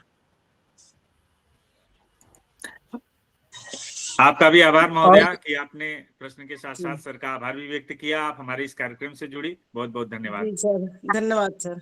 आज के इस विशेष कार्यक्रम जो आदरणीय त्रिभुवन नाथ शुक्ल महोदय, चूंकि त्रिभुवन नाथ शुक्ल महोदय विश्व विज्ञानपीठ प्रयागराज के अध्यक्ष हैं और लगातार उनकी सक्रियता से हम लगातार इस कार्यक्रम का आयोजन आभासी पटल पर कर पा रहे हैं, ताकि आप लोग घर बैठे इसके माध्यम से अपनी ज्ञान चेतना को जगा पाएं। और आज की उपलब्धि हमारी यही है कि किसी का अभी तक कोई इस तरह का विशेष प्रश्न नहीं रहा है। सर ने इतने सहज रूप से इसको हम लोगों के समक्ष प्रस्तुत किया है। अपने लंबी, सर की करीब 40 से अधिक वर्ष की लंबी अध्ययन यात्रा रही है और लगातार सर अगर इस पटल को समृद्ध कर रहे हैं तो उसके पहले लगातार 1 सप्ताह 10 दिन लगातार उसका अध्ययन करते हैं, कई विशेष पुस्तकों का संदर्भ लेते हैं और तभी इस पटल को समृद्ध करते हैं। ये हम सभी का सौभाग्य है कि हम लोग अपने घर बैठे आज इतने अच्छे ज्ञान अनुष्ठान का आनंद ले पा रहे हैं। और हमारे श्रोता जो आज के इस विशेष व्याख्यान के लिए सर का आभार भी व्यक्त करना चाहते हैं तो आप सभी का स्वागत है। अगर प्रश्न नहीं है तो आभार ही व्यक्त करें, स्वागत है। सर मेरा नाम गौरव शर्मा है, मैं जी। एसएस कॉलेज शाहजहांपुर में सहायक प्रवक्ता हूं सर, शिक्षा शास्त्र विभाग का। सर आपने इतना सारगर्भित बोला है कि हम उसको सर अपने शब्दों में अगर बयां कर पाए तो सर अपने लिए बहुत बड़ी उपलब्धि है सर। मतलब हम सर बता नहीं सकते आपने कितने अच्छे से समझाया है, जो हम लोग सर बहुत मंत्र मुग्ध होके सर सुन रहे थे और मन हो रहा था कि सर ये चलता ही रहे, ये खत्म ना हो सर सिलसिला। सर आपका बहुत बहुत धन्यवाद सर। धन्यवाद शर्मा जी। ऐसा है कि ये चल ही रहा है। आज जो यहाँ विचार व्यक्त किया गया, यही 1 महीने बाद फिर से इसको आगे हम बढ़ाते हैं। तो जहां से शुरू हुआ है विचार और जहां फिर से प्रारंभ होगा, उस बीच के जो 29 दिन का अंतर है, तो ये विचार वहां तक चलता रहेगा 29 दिनों तक। सर आपका हार्दिक आभार।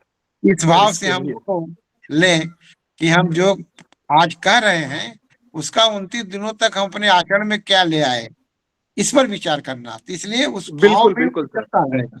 जी जी जी, संक्षिप्त टिप्पणी के लिए गौरव शर्मा सर आपका भी आभार जी। सर और हमारे प्रणाम कोई सर प्रणाम सर। हाँ, मैं चंद्रशेखर हाँ कुशवाहा। डॉक्टर जी जी सर मैं एक प्रश्न पूछना चाह रहा हूँ कि जैसे हिंसा के संबंध में युद्ध होना, वो धर्म की रक्षा के लिए युद्ध होना, वो हिंसा होना, वो थोड़ा सा तो धर्म के लिए ठीक है। लेकिन जैसे सर सामाजिक मामलों में पारिवारिक व्यावहारिक तौर पर मैं पूछ रहा हूँ कि जैसे छोटी छोटी या बड़ी किसी भी बात के लिए पिता का अपने पुत्र से असहमत हो जाना या गुरु का अपने शिष्य से असहमत हो जाना और उससे बिना कुछ कहे या फिर किसी भी तरह थोड़ा थोड़ा सा किनारा कर लेना, ये जो पीड़ा है, क्या ये हिंसा के रूप में आती है?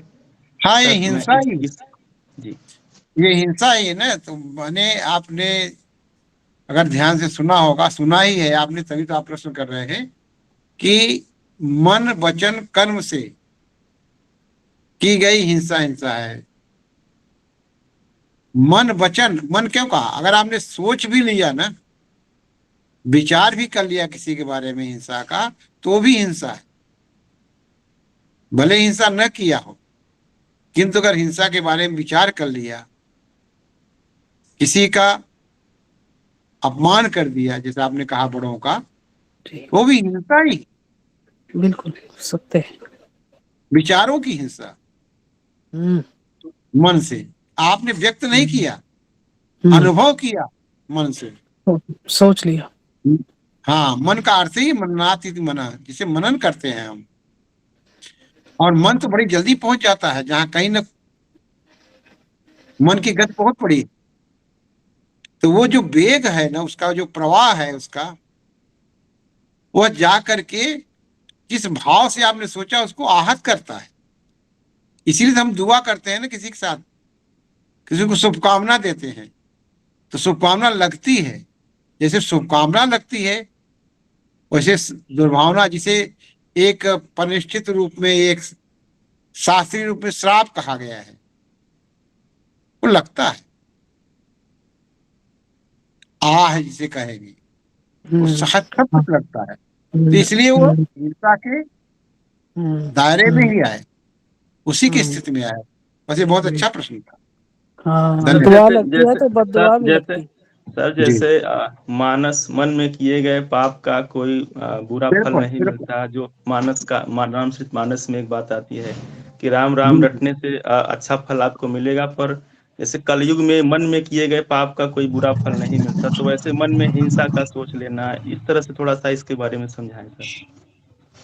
देखिए ऐसा है, अगर मन में आपके हिंसा है और हिंसा कर नहीं रहे हैं या कर नहीं पा रहे हैं, तो और तो जाने दीजिए।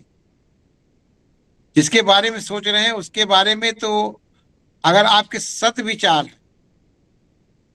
तब तो वहां तक भावनाएं पहुंचेंगी। और नहीं है तो असात्विक भाव से अगर आप सोच रहे हैं, तो आपकी पहले ही उन भावनाओं के द्वारा आपकी पहले हिंसा होगी। जिसके प्रति आपने सोचा उसकी नहीं, आपको ही क्षति पहुंचाएगी। इसीलिए जो लोग बहुत षड्यंत्र में लगे रहते हैं, ये बहुत दुखी रहते हैं, मनोरोगी हो जाते हैं, अनेक प्रकार के रोगों से, असाध्य रोगों से पीड़ित हो जाते हैं। क्योंकि मन का निर्मल होना ही तो सबसे बड़ी बात है। और मन के निर्मल होने से के लिए ही तो सारी उपासनाएं, सारी प्रार्थनाएं, सारी साधनाएं की जाती है कि मन हमारा दूषित न हो, विचार हमारे दूषित न हो, वाणी हमारी दूषित न हो। उसी के लिए तो सब कुछ है। तो अंतःकरण की जो पवित्रता है, अंतःकरण की जो सात्विकता है, उसी के लिए सब कुछ किया जाता है। तो अंतःकरण अगर शुद्ध है तो कोई उसका नहीं होता। मैं 2 मिनट का विराम चाहता हूं आप लोगों से, 2 मिनट का। आप लोग सोचे रहिए, प्रश्न में आ रहा हूं। बिल्कुल सर। एक बार पुनः चंद्रशेखर सर, बहुत ही अच्छा प्रश्न था आपका, और सर ने उतनी अच्छी व्याख्या तमाम संदर्भों के माध्यम से हम लोगों को दी है। और ऐसा लग रहा था सर, जब संदर्भ के साथ व्याख्या प्रस्तुत करते हैं तो लगता है कि सर को सुनते ही जाए। जैसा डॉक्टर गौरव शर्मा सर ने भी कहा, तो लगातार सर के निर्देशन में, सर के मार्गदर्शन में डॉक्टर सी जयशंकर बाबू सर और ये विशेष रूप से आचार्य त्रिभुवनदास शुक्ल महोदय, जो विश्व ज्ञानपीठ प्रयागराज के अध्यक्ष भी हैं, दोनों संस्थाओं के माध्यम से हम तमाम भारतीय शब्दों पर यह यात्रा लगातार हम लोग जारी रखेंगे और प्रयास करेंगे कुछ नए नए शब्दों पर हम चर्चा करें, उसके ऐतिहासिक संदर्भ, उसके पौराणिक संदर्भ, उसके वैदिक संदर्भ, हर प्रकार का जो है संदर्भ हम लोग प्राप्त करते रहें सर के लंबी अनुभव और चिंतन परंपरा के माध्यम से। और हमारे जो श्रोता हैं, अगर आप लोगों के कुछ प्रश्न रहेंगे तो हम लोग उसको थोड़े से बाद में ले लेंगे। मैं चाहूंगा, चूंकि हम जिनके मार्गदर्शन में इन तमाम राष्ट्रीय अंतर्राष्ट्रीय कार्यशालाओं, व्याख्यान श्रृंखलाओं का आयोजन कर पा रहे हैं, हम सभी के लिए परम आदरणीय है जो भाषा प्रौद्योगिकी का पाठ्यक्रम भाषा प्रौद्योगिकी का परिचय पाठ्यक्रम है, जो स्वयं मूक पाठ्यक्रम के रूप में ऑनलाइन निःशुल्क उपलब्ध है, उसके सृजन करता है, उनके विकास पुरुष हैं तो डॉक्टर सी जयशंकर बाबू सर। चूंकि काफी व्यस्त हैं सर, अभी आप सभी को पता होगा विश्व रंग भोपाल में एक बड़ा सम्मेलन आयोजित किया जा रहा है और सर वहीं पर हैं, सर हमसे जुड़े हुए हैं। मैं सर से निवेदन करूंगा कि आज इस अवसर पर आप भी सर अपने विचारों से हम सभी को अनुग्रहित करें। सर हार्दिक स्वागत है। धन्यवाद उमेश जी। आचार्य त्रिभुवननाथ शुक्ल जी के प्रति मेरे नमन और तमाम मित्र जो भी देश भर से जुड़े हैं, विदेशों से भी जुड़े हैं, सबके प्रति मेरे आभार और सबको नमन। आचार्य त्रिभुवननाथ शुक्ल जी पूरी निष्ठा के साथ अपना जो अनुसंधान का 5 दशकों का जो सार है, केवल उसको प्रस्तुत नहीं कर रहे हैं, उसको अद्यतन संदर्भ के साथ पूरा शोध करते हुए, तो उनकी बहुत बड़ी प्रेरणा है हमारे तमाम शोधकर्ताओं के लिए कि शोध कभी समाप्त नहीं होता, उसमें निरंतरता होनी चाहिए। और विशेषकर शब्द यात्रा, भारतीय शब्द यात्रा, उसमें एक शब्द को लेकर लगातार 3 सत्रों में 3 महीनों से जो व्याख्यान आचार्य जी ने दिए हैं, तो निश्चय ही ये इस शब्द को लेकर और बाकी तमाम शब्दों को लेकर तो उनकी तो गहन उनका जो गहन अनुसंधान है उसका परिणाम है। तो मैं जरूर क्षमा चाहूंगा क्योंकि मैं ध्यान से सुन नहीं पाया। कारण था आज का, केवल आज का नहीं सुन पाया, कारण एक साथ 2 कार्य कर रहा था। मैं एक सम्मेलन में भव्य भवन में हूँ मैं अभी कार्यक्रम में, मगर निश्चित रूप से मैं इसका रिकॉर्डिंग आज सुनूंगा रात में, देर रात बाद। और फिर आचार्य जी के प्रति और तमाम पुष्पा जी, संध्या जी और कई सारे मित्रों ने जिन्होंने अपनी जिज्ञासाएं प्रकट की है, उनके प्रति भी आभारी हूँ। और भाई उमेश जी के प्रति कोई शब्द नहीं है मेरे पास कि मेरी अनुपस्थिति में, मेरे कहीं फंसे रहने के बाद भी वे कार्यक्रम को लगातार चला रहे हैं। और तमाम मित्र जो पूरी निष्ठा पूर्वक जुड़े हैं, सबके प्रति मैं पुनः आभारी हूँ। बहुत बहुत धन्यवाद। बहुत बहुत धन्यवाद सर। तमाम व्यस्तताओं के बावजूद आपके शब्द हम सुन पाते हैं, आपका मार्गदर्शन निर्देशन हमें प्राप्त होता रहता है, मैं इसके लिए आभार व्यक्त करता हूँ। अब 1-2 अगर प्रश्न है आप लोगों के, क्योंकि आचार्य जी पुनः आ चुके हैं, तो आप लोग रख सकते हैं, अन्यथा फिर कार्यक्रम की समापन हम लोग करेंगे। अगर 1-2 प्रश्न आप लोगों के हैं तो हम ले सकते हैं। विषय से संबंधित प्रश्न हो तो रखें आप।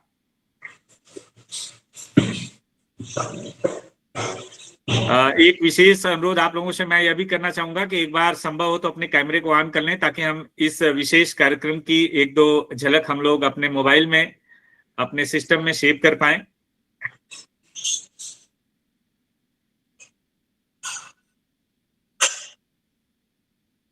आप लोग भी अपने माध्यम से स्नैपशॉट लेकर हमारे तक ग्रुप के माध्यम से पहुंचा सकते हैं।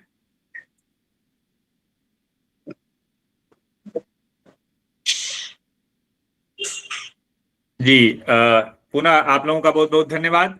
मुझे लग रहा है कि अब किसी का कोई प्रश्न नहीं है, तो मैं अब हमारे जो पटल की, जी अभी भी कोई का प्रश्न है किसी का क्या? अगर कोई कुछ पूछना चाहता है, आचार्य जी के समक्ष कुछ बात रखना चाहता है इस विषय संबंधित? नहीं, मुझे लग रहा है कि नहीं है। तो हम इस पटल की परंपरा का निर्वहन करते हुए आज का इतना कुशल संचालन हमसे डॉक्टर शेख अफरोज साहब, जो विभागाध्यक्ष है हिंदी विभाग के हैदराबाद से, उन्होंने किया था। मैं आदरणीय बाबू सर भी जुड़े हुए हैं और विश्व ज्ञानपीठ प्रयागराज के अध्यक्ष त्रिभुवननाथ शुक्ल महोदय। चूंकि दोनों संस्थाओं के संयुक्त तत्वावधान में हम ये आयोजन, आभासी आयोजन कर रहे हैं, मैं चाहूंगा आप सभी की करतल ध्वनि और दोनों आदरणीयों के मार्गदर्शन में, उनके स्नेह से यह प्रमाण पत्र डॉक्टर शेख जी को दिया जाए। एक बार मैं स्क्रीन साझा करता हूँ। उमेश जी सर मैं एक विस्मृत हो गया मुझे सर। मैं अफरोज साहब जो आज संचालन कर रहे हैं जी, उनके संचालन के प्रति मैं आभार व्यक्त करना चाहता हूं विशेष रूप से कि देखिए, मानवता के पक्ष में हमारे जितने भी वर्ग हैं, वे जाति भेद से ऊपर उठ करके मनुष्यता के पक्ष में खड़े हैं। तो जो लोग ये प्रश्न करते हैं मानवता को विखंडित करने के लिए और जातियों का सहारा लेते हैं, उनके लिए मैं कहना चाहता हूं कि हमारे यहाँ विचार और विद्या की जितनी परंपराएं हैं, जितनी भाषाएं हैं, वे कभी इस प्रकार के बंधन में कभी बंधी ही नहीं है। सभी, इसीलिए सनातन में सभी धर्मों का आदर है और जो किसी भी जाति धर्म के हैं, सनातन किसी जाति धर्म का नहीं, वो सबका है, मानव मात्र का है। तो आज संचालन करते हुए उन्होंने इस बात को प्रमाणित किया और इसकी पुष्टि भी की। ये बहुत ही इसको विशेष वे धन्यवाद के पात्र हैं कि वे मानवता के पक्ष में खड़े होकर के और आज के जो शाश्वत प्रश्न हैं उनके संदर्भ से वे सहमत है। बिल्कुल सर। मुझे लग रहा है कि आपका यह मार्गदर्शन उनके लिए प्रेरणा का काम करेगा। आप दोनों आचार्यों के माध्यम से मैं चाहूंगा कि डॉक्टर शेख अफरोज, जो विभागाध्यक्ष हिंदी हैं मेरू इंटरनेशनल स्कूल हैदराबाद में, उन्हें यह दोनों संस्थाओं के माध्यम से, और आपको पता है कि भाषा प्रौद्योगिकी का परिचय जो है शिक्षा मंत्रालय के माध्यम से, यह एक बहुत ही बेहतरीन पाठ्यक्रम डिजिटल माध्यम से चलाया जा रहा है। उसी के अनुरूप हम लोग यह कार्यक्रम कर रहे हैं और आपको इस विशेष संचालन के लिए आप लोगों को दिया जा रहा है। धन्यवाद उमेश जी।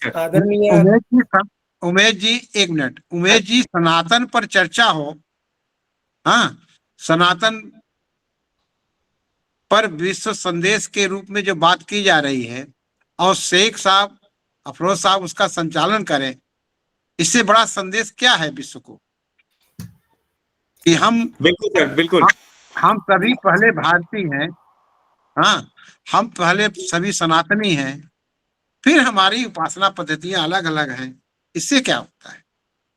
ये बहुत बड़ा संदेश है हमारे इस पटल का। जी बिल्कुल सर, बिल्कुल। मैं इसको रखना चाह रहा था, लेकिन पहले ही आपने इस पर विशेष ध्यान दिया। और सर, मैं आपको बताऊं, शेख साहब मुझसे 4 दिन पहले जब संपर्क किए थे हमारी पिछली कार्यशाला के बाद, उन्होंने खुद इच्छा व्यक्त की कि आचार्य जी का अगला जो कार्यक्रम है उसमें संचालन मैं करूंगा। और शेख साहब लगातार जुड़ते हैं, उन्हें पता है कि सनातन शब्द पर हम लोग लगातार चर्चा कर रहे हैं, तो यह उनकी अपनीयता थी इस पटल के लिए। और वह चाहते थे कि एक नया संदेश पूरे भारत में जाए, भारत के साथ साथ विदेश में भी जाए, जैसा आपने जिक्र किया। एक बार पुनः आपका आभार। अब समय आ गया है साथी, मैं 2 शब्द कहूंगा।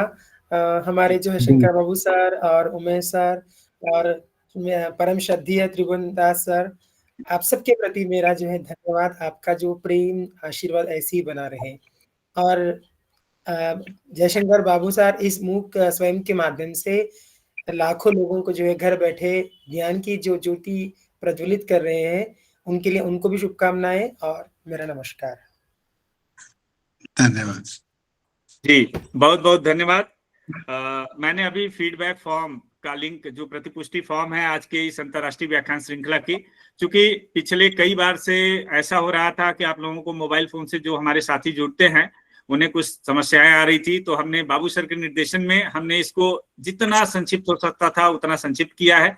और आप लोग इसके माध्यम से ऐसा हो रहा है, मैं पिछली कार्यशाला के दौरान इस चीज का अनुभव किया कि कुछ हमारे साथी हैं जो मोबाइल फोन से जुड़ते हैं, उसमें तो ये लिंक के रूप में मतलब हाइपर लिंक में दिखाई पड़ता है, लेकिन कुछ साथी हैं जिन्हें नहीं दिखाई पड़ता है। आज आचार्य जी का जब व्याख्यान चल रहा था तो मोबाइल फोन के माध्यम से ही मैं जुड़कर इसका समाधान निकाला। मैं सोचा कि आखिर यह समस्या क्यों आ रही है।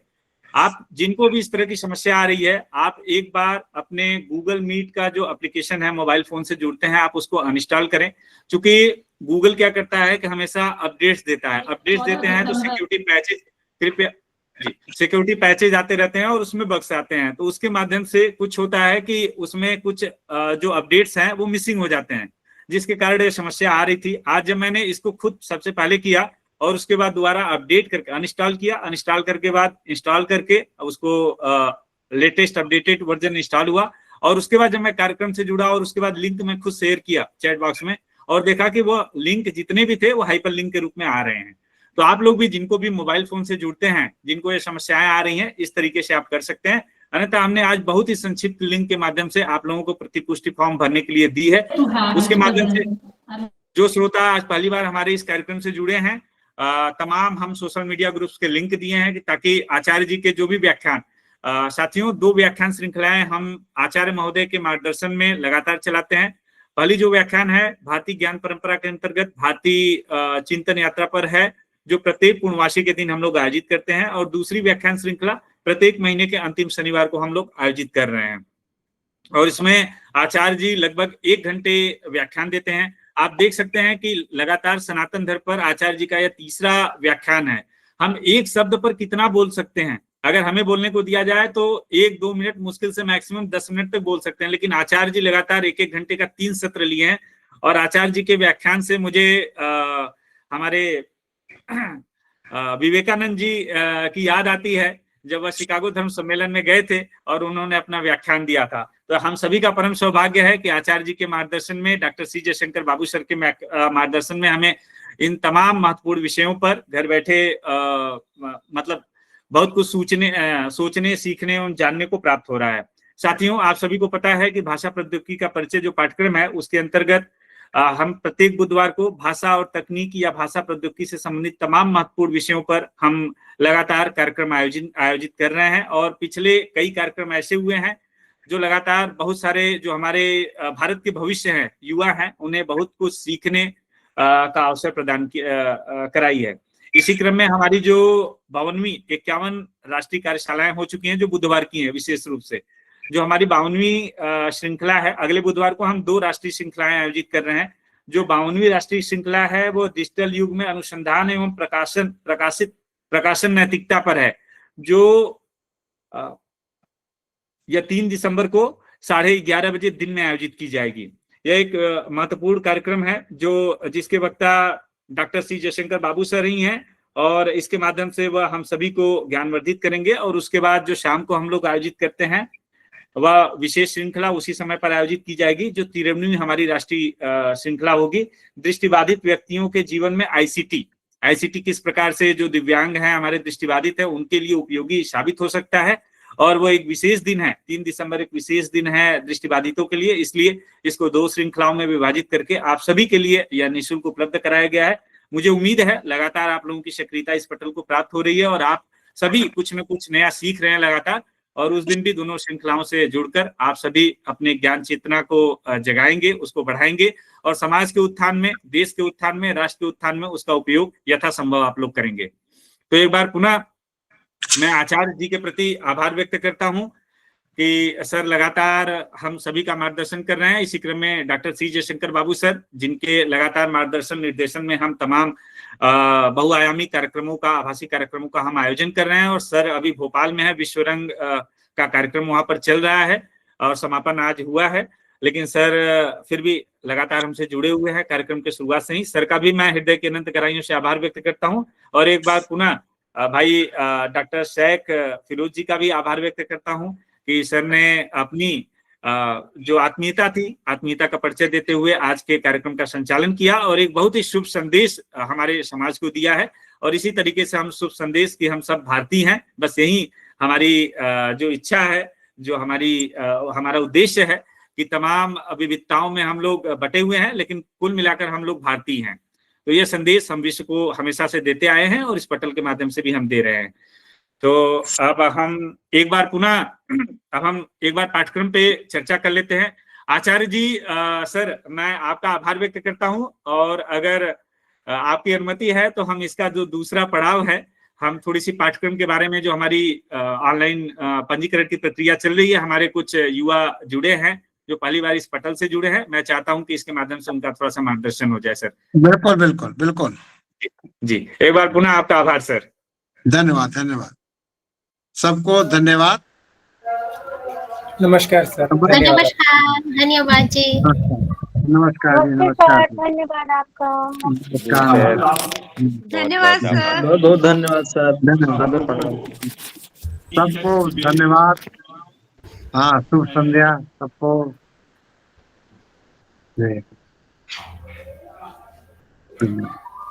साथियों, आप सभी को पता है, मैंने कार्यक्रम के शुरुआत में ही कहा था कि भाषा प्रौद्योगिकी का जो परिचय पाठ्यक्रम है, जिसके जनवरी 2026 सत्र के पंजीकरण की प्रक्रिया शुरू कर दी गई है, और यह पाठ्यक्रम पूर्णतः निःशुल्क है, 15 सप्ताह का पाठ्यक्रम है। और आप लोग नई शिक्षा नीति जब जारी की गई थी वर्ष 2020 में इसको लाई गई थी, और उसके बाद धीरे धीरे भारत के विभिन्न प्रांतों में केंद्र सरकार के जितने संस्थान है, वहाँ पर जो विश्वविद्यालय संस्थान है, वहाँ पर यथासंभव इसको लागू किया जा रहा है। जो पैमाना सरकार द्वारा निर्धारित की गई है, तो उस और राज्य सरकारों की मदद से इसको यथासंभव लागू किया जा रहा है। इसी के अंतर्गत जो भाषा प्रौद्योगिकी का परिचय पाठ्यक्रम है, वो 5 क्रेडिट स्कोर का है। और जो हमारे युवा वर्ग हैं, जो शोधार्थी हैं, अध्येता स्नातक स्तर के हैं, परास्नातक स्तर के हैं, या हमारे जैसे भी जो अध्येता हैं, लगातार कुछ न कुछ सीखने का प्रयास करते रहते हैं, उनसे निवेदन है कि एक बार आप लोग अपना ABC ID, academic bank of credit जिसको हम बोलते हैं, नई शिक्षा नीति में इसको कहा गया है, जिसको अपार ID भी हम लोग आजकल कहकर पुकार रहे हैं, आप लोग यह अवश्य बना लें। चूंकि जितने भी पाठ्यक्रम आप लोग कर रहे हैं, चाहे अपने शैक्षणिक जीवन में कर रहे हैं, चाहे स्नातक, परास्नातक, शोध कर रहे हैं, इसके अलावा कई सारे डिप्लोमा, सर्टिफिकेट कोर्सेज कर रहे हैं, आप भौतिक माध्यम से जो कर रहे हैं, उसके साथ साथ स्वयं पोर्टल के माध्यम से भाषा प्रौद्योगिकी जैसे महत्वपूर्ण जो पाठ्यक्रम आप लोग कर रहे हैं, इसके लिए जब आप ABC ID अपना क्रिएट करेंगे और जब आप प्रोफाइल क्रिएट करेंगे, तो उसमें मांगा जाता है क्या आपने ABC ID क्रिएट की है। अगर क्रिएट की है तो आपका जो ABC ID का यूनिक, जैसे हमारा आधार नंबर होता है, वैसे ही ABC ID के कुछ डिजिट्स हमें दिए जाते हैं, वो यूनिक होता है, वो विशेष रूप से आपके लिए होता है, तो वो अंक आप उसमें डालें और उसको लिंक करें। जब आप पाठ्यक्रम पूरा कर लेंगे तो उसमें 2 कैटेगरी आता है, आपने भौतिक रूप से या एकेडमिक्स के माध्यम से कितने पाठ्यक्रम किए हैं, और स्वयं पोर्टल का अलग से उसमें दिखाई पड़ता है। तो आप पूरा ऑटोमेटिक जब लिंक हो जाएगा तो ऑटोमेटिक आप उस पर देख सकते हैं कि आपके क्रेडिट स्कोर टोटल कितने, जितने आपने सक्रियता के साथ अध्ययन किया है उसका कितना हुआ, वो कर सकते हैं। एक बार मैं चाहूंगा आप में से एक बार आप लोग बताएं कि आप में से कितने लोगों ने इस पाठ्यक्रम को पूरा कर लिया है। मैं अधिक समय नहीं लूंगा, मैं चाहूंगा, प्रयास करूंगा कि 8 बजे तक हम लोग कार्यक्रम को समाप्त कर लें, और इस बीच में हमने फीडबैक फॉर्म का लिंक दिया था, आप लोग फीडबैक भी प्राप्त करते रहें। फीडबैक आप जैसे ही प्रतिपुष्टि फॉर्म भरेंगे, आपको सहज रूप से आपके ईमेल पर प्राप्त हो जाएगा। जी, एक बार बताएं, इस सत्र में जो लोग हमारे जितने भी शिक्षक हैं, आचार्य हैं, अध्येता हैं, शोधार्थी हैं, विद्यार्थी हैं, जो लोग भी इस पाठ्यक्रम में जुड़े हैं या अभी तक नहीं किए हैं, ऐसे कितने लोग हैं जिन्होंने इस पाठ्यक्रम में अभी तक पंजीकरण नहीं किया है या इस पाठ्यक्रम के बारे में नहीं जानते हैं? सर सादर प्रणाम, मैं संतोष हिमाचल से। जी जी, नमस्कार मैम। सर मैंने इसमें रजिस्टर कर दिया है, और मेरे साथ मेरे 4-5 फ्रेंड्स ने भी इसमें रजिस्टर किया है, वो अलग अलग स्टेट से हैं।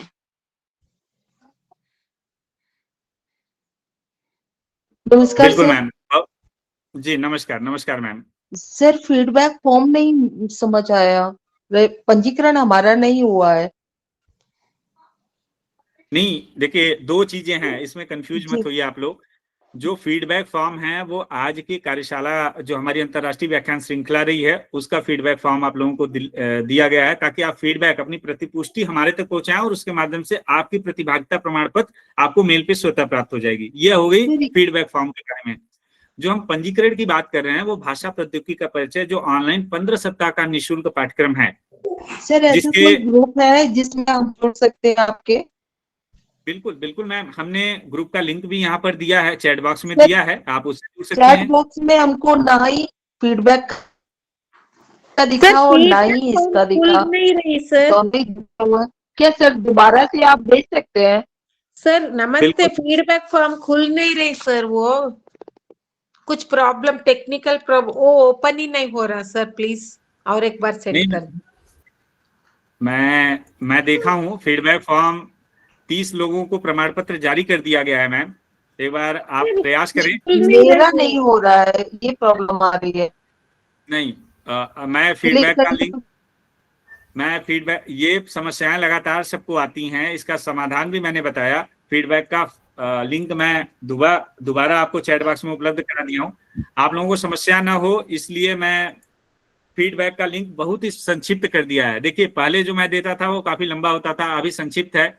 अगर जो मैं प्रक्रिया बताया हूँ कि आप इसको स्क्रीनशॉट लेके मोबाइल में और उसको गूगल लेंस के माध्यम से कॉपी करके पेस्ट करें, उससे अच्छा है वो लंबी प्रक्रिया, आप इसको स्क्रीनशॉट लेके और टाइप करके भी आप फीडबैक भर सकते हैं। इसके अलावा अगर अभी भी यह हाइपर लिंक के रूप में नहीं आ रहा है तो हमारी जो मीटिंग समाप्त होगी, अंजनी जी अभी मैंने जस्ट आपने जो लिखा है ठीक उसके ऊपर मैंने लिंक उपलब्ध कराया है, एक बार आप लोग देखा करें चैट बॉक्स में। नहीं लिंक तो है, ओपन नहीं हो रहा है सर। नहीं ओपन होगा, मैं प्रयास करेंगे। जी सर, कोशिश करते हैं। सर नंबर मिलेगा जो आपका ग्रुप है उसमें ऐड होने के लिए?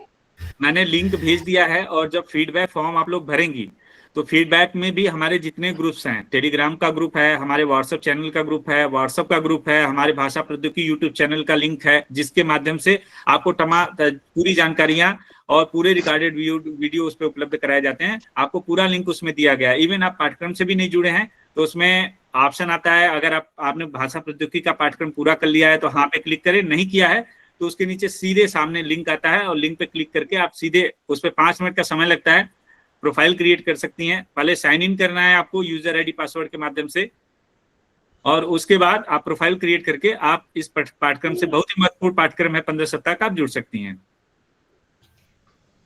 ठीक जी सर ये बताएं जिसकी जो भी समस्या है आप खुलकर बताएं, इसमें संकोच न करें। यह पटल आप लोगों का है, आप लोगों के लिए चलाया जा रहा है। सर ये कॉपी पेस्ट करना बहुत मुश्किल का काम है सर, डायरेक्ट दीजिए ना। सर डायरेक्ट नहीं मिलेगा, ये कॉपी पेस्ट करने वाली बात बहुत दिक्कत हो रही सर। मुझे ये बताइए कि आप लोग जब कक्षाओं में, हो सकता है कि आप शिक्षक या शिक्षिका हों और अपने विद्यार्थी जीवन को याद करें कि कुछ ऐसे विषय आप पढ़ते थे जिसमें लेबोरेटरी में जाके हमें कुछ प्रयोग करना रहता था, और इसमें आप बोले कि नहीं हम बिना कुछ किए ही हम प्रयोग करना चाहते हैं, तो ये संभव है? उसमें तकनीकी है, तकनीक को जब आपको अपडेट नहीं, वो बात नहीं है सर। अभी तो मैम उमेश सर ने बहुत इसको आसान प्रोसेस बना दिया है, अब तो डायरेक्ट ओपन हो जा रहा है, पहले नहीं हो रहा था। उसके लिए उमेश सर को नहीं मैडम ये ओपन ही नहीं हो रहा।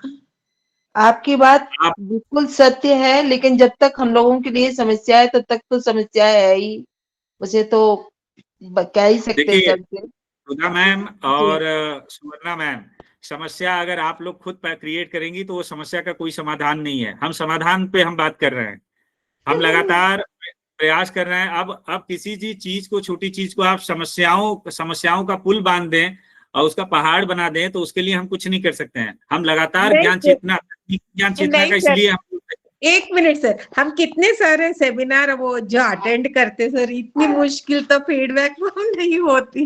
ये बहुत मुश्किल का काम है सर हमारे लिए, लैंग्वेज टीचर्स के लिए। मैम इसीलिए देखिए अभी नित्या मिश्रा का भी चैट बॉक्स आप लोग देखिए, मैं लाइव देख पा रहा हूं। अगर आप लोगों को विश्वास ना हो मेरे ऊपर तो मैं लाइव स्क्रीन शेयर करके दिखा सकता हूं कि आज के इस अंतर्राष्ट्रीय व्याख्यान श्रृंखला का कितने लोगों को प्रमाण पत्र भेजा जा चुका है। अगर काम नहीं करता, लिंक में कोई समस्या होती तो वो समस्या सबके लिए यूनिवर्सल होती, केवल आपके लिए नहीं होती। हेलो नमस्ते जी सर। जी नमस्कार सर। सर नमस्कार, मैं डॉक्टर सूरज कुमार दास हूँ, मैं त्रिपुरा से बात करता हूँ।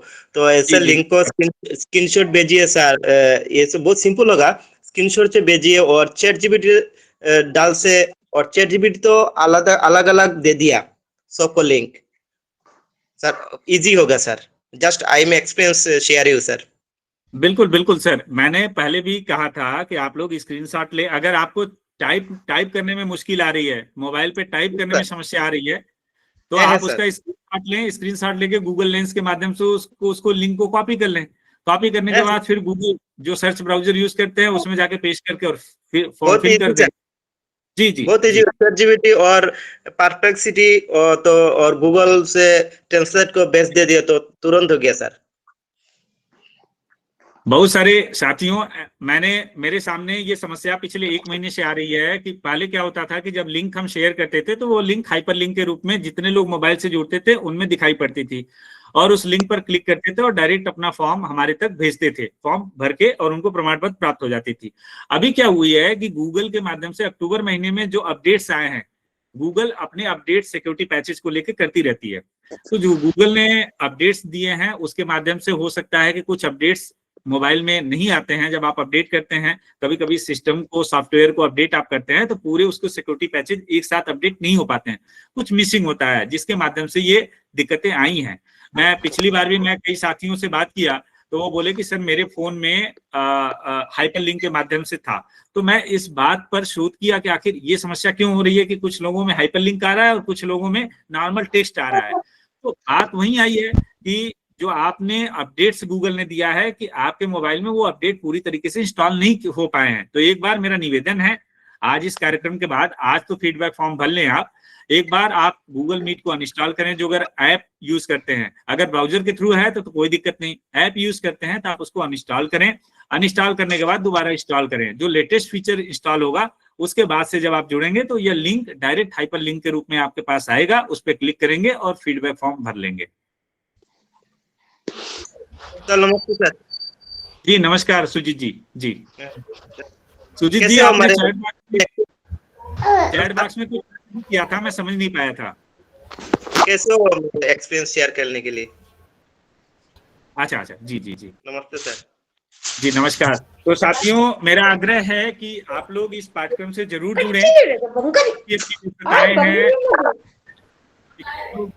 एक ऐसा सहज माध्यम निकालते हैं, प्रश्न जो हम लोग टेलीग्राम पर क्विज कंपटीशंस का आयोजन करते हैं और बेहतरीन उसके माध्यम से तैयारी होती है। मुझे व्यक्तिगत रूप से कई आचार्य, भारत सरकार के कई अधिकारियों ने फोन करके मुझे सूचित किया कि हम पढ़ तो नहीं पाए थे व्यस्तताओं के कारण, लेकिन इस माध्यम से उनकी इतनी अच्छी तैयारी हुई कि आप सोचिए कि एनटीए जैसी संस्था जो परीक्षा लेती है, 50 प्रश्न उससे पूछे जाते हैं और उसका जो आपका टोटल ओवरऑल देखेंगे तो 70 प्रश्न आपके थ्योरी के रहते हैं और 30 प्रश्न जो है आपके असाइनमेंट के लिए जाते हैं, 30 अंक। तो 70 जो अंक उसमें मिलते हैं, उसका अगर ओवरऑल देखेंगे, हम पूरे 100 नंबर की देखें तो लोग 70-75% अंकों के साथ जो एनटीए जैसी संस्था जिसकी परीक्षा आयोजित करती है उसको पास करते हैं और उसका अपने फिर कैरियर में, अपने जीवन में उसका उपयोग करते हैं। तो आप लोग एक बार जरूर इसके माध्यम से जुड़े और थोड़े से सक्रिय रहेंगे, थोड़ी सी सक्रियता दिखाएंगे, हमारे विभिन्न कार्यक्रमों से जुड़ते रहेंगे तो आप लोग सहज रूप से इस पाठ्यक्रम को पूरा करेंगे। और जिस दिन इस पाठ्यक्रम को पूरा करेंगे उस दिन आपको ढूंढना नहीं पड़ेगा कि हिंदी माध्यम से रोजगार की संभावनाएं कहाँ हैं, भारतीय भाषाओं के माध्यम से रोजगार की संभावनाएं कहाँ हैं, या एआई का उपयोग कैसे करें। इन तमाम महत्वपूर्ण, आपको एआई, जिस एआई की बात अभी सुजीत जी बोल रहे हैं कि ऐसे ऐसे सहज रूप से कर सकते हैं, इसके संबंध में आपको पूरी जानकारी इस पाठ्यक्रम में, मात्र 15 सप्ताह का पाठ्यक्रम में आपको पूरी उपलब्ध कराई जाएगी। और बहुत ही सबसे अच्छी बात है कि आपकी अपनी भाषा में यह पाठ्यक्रम उपलब्ध है, हिंदी भाषा में आप सहज रूप से सीख सकते हैं।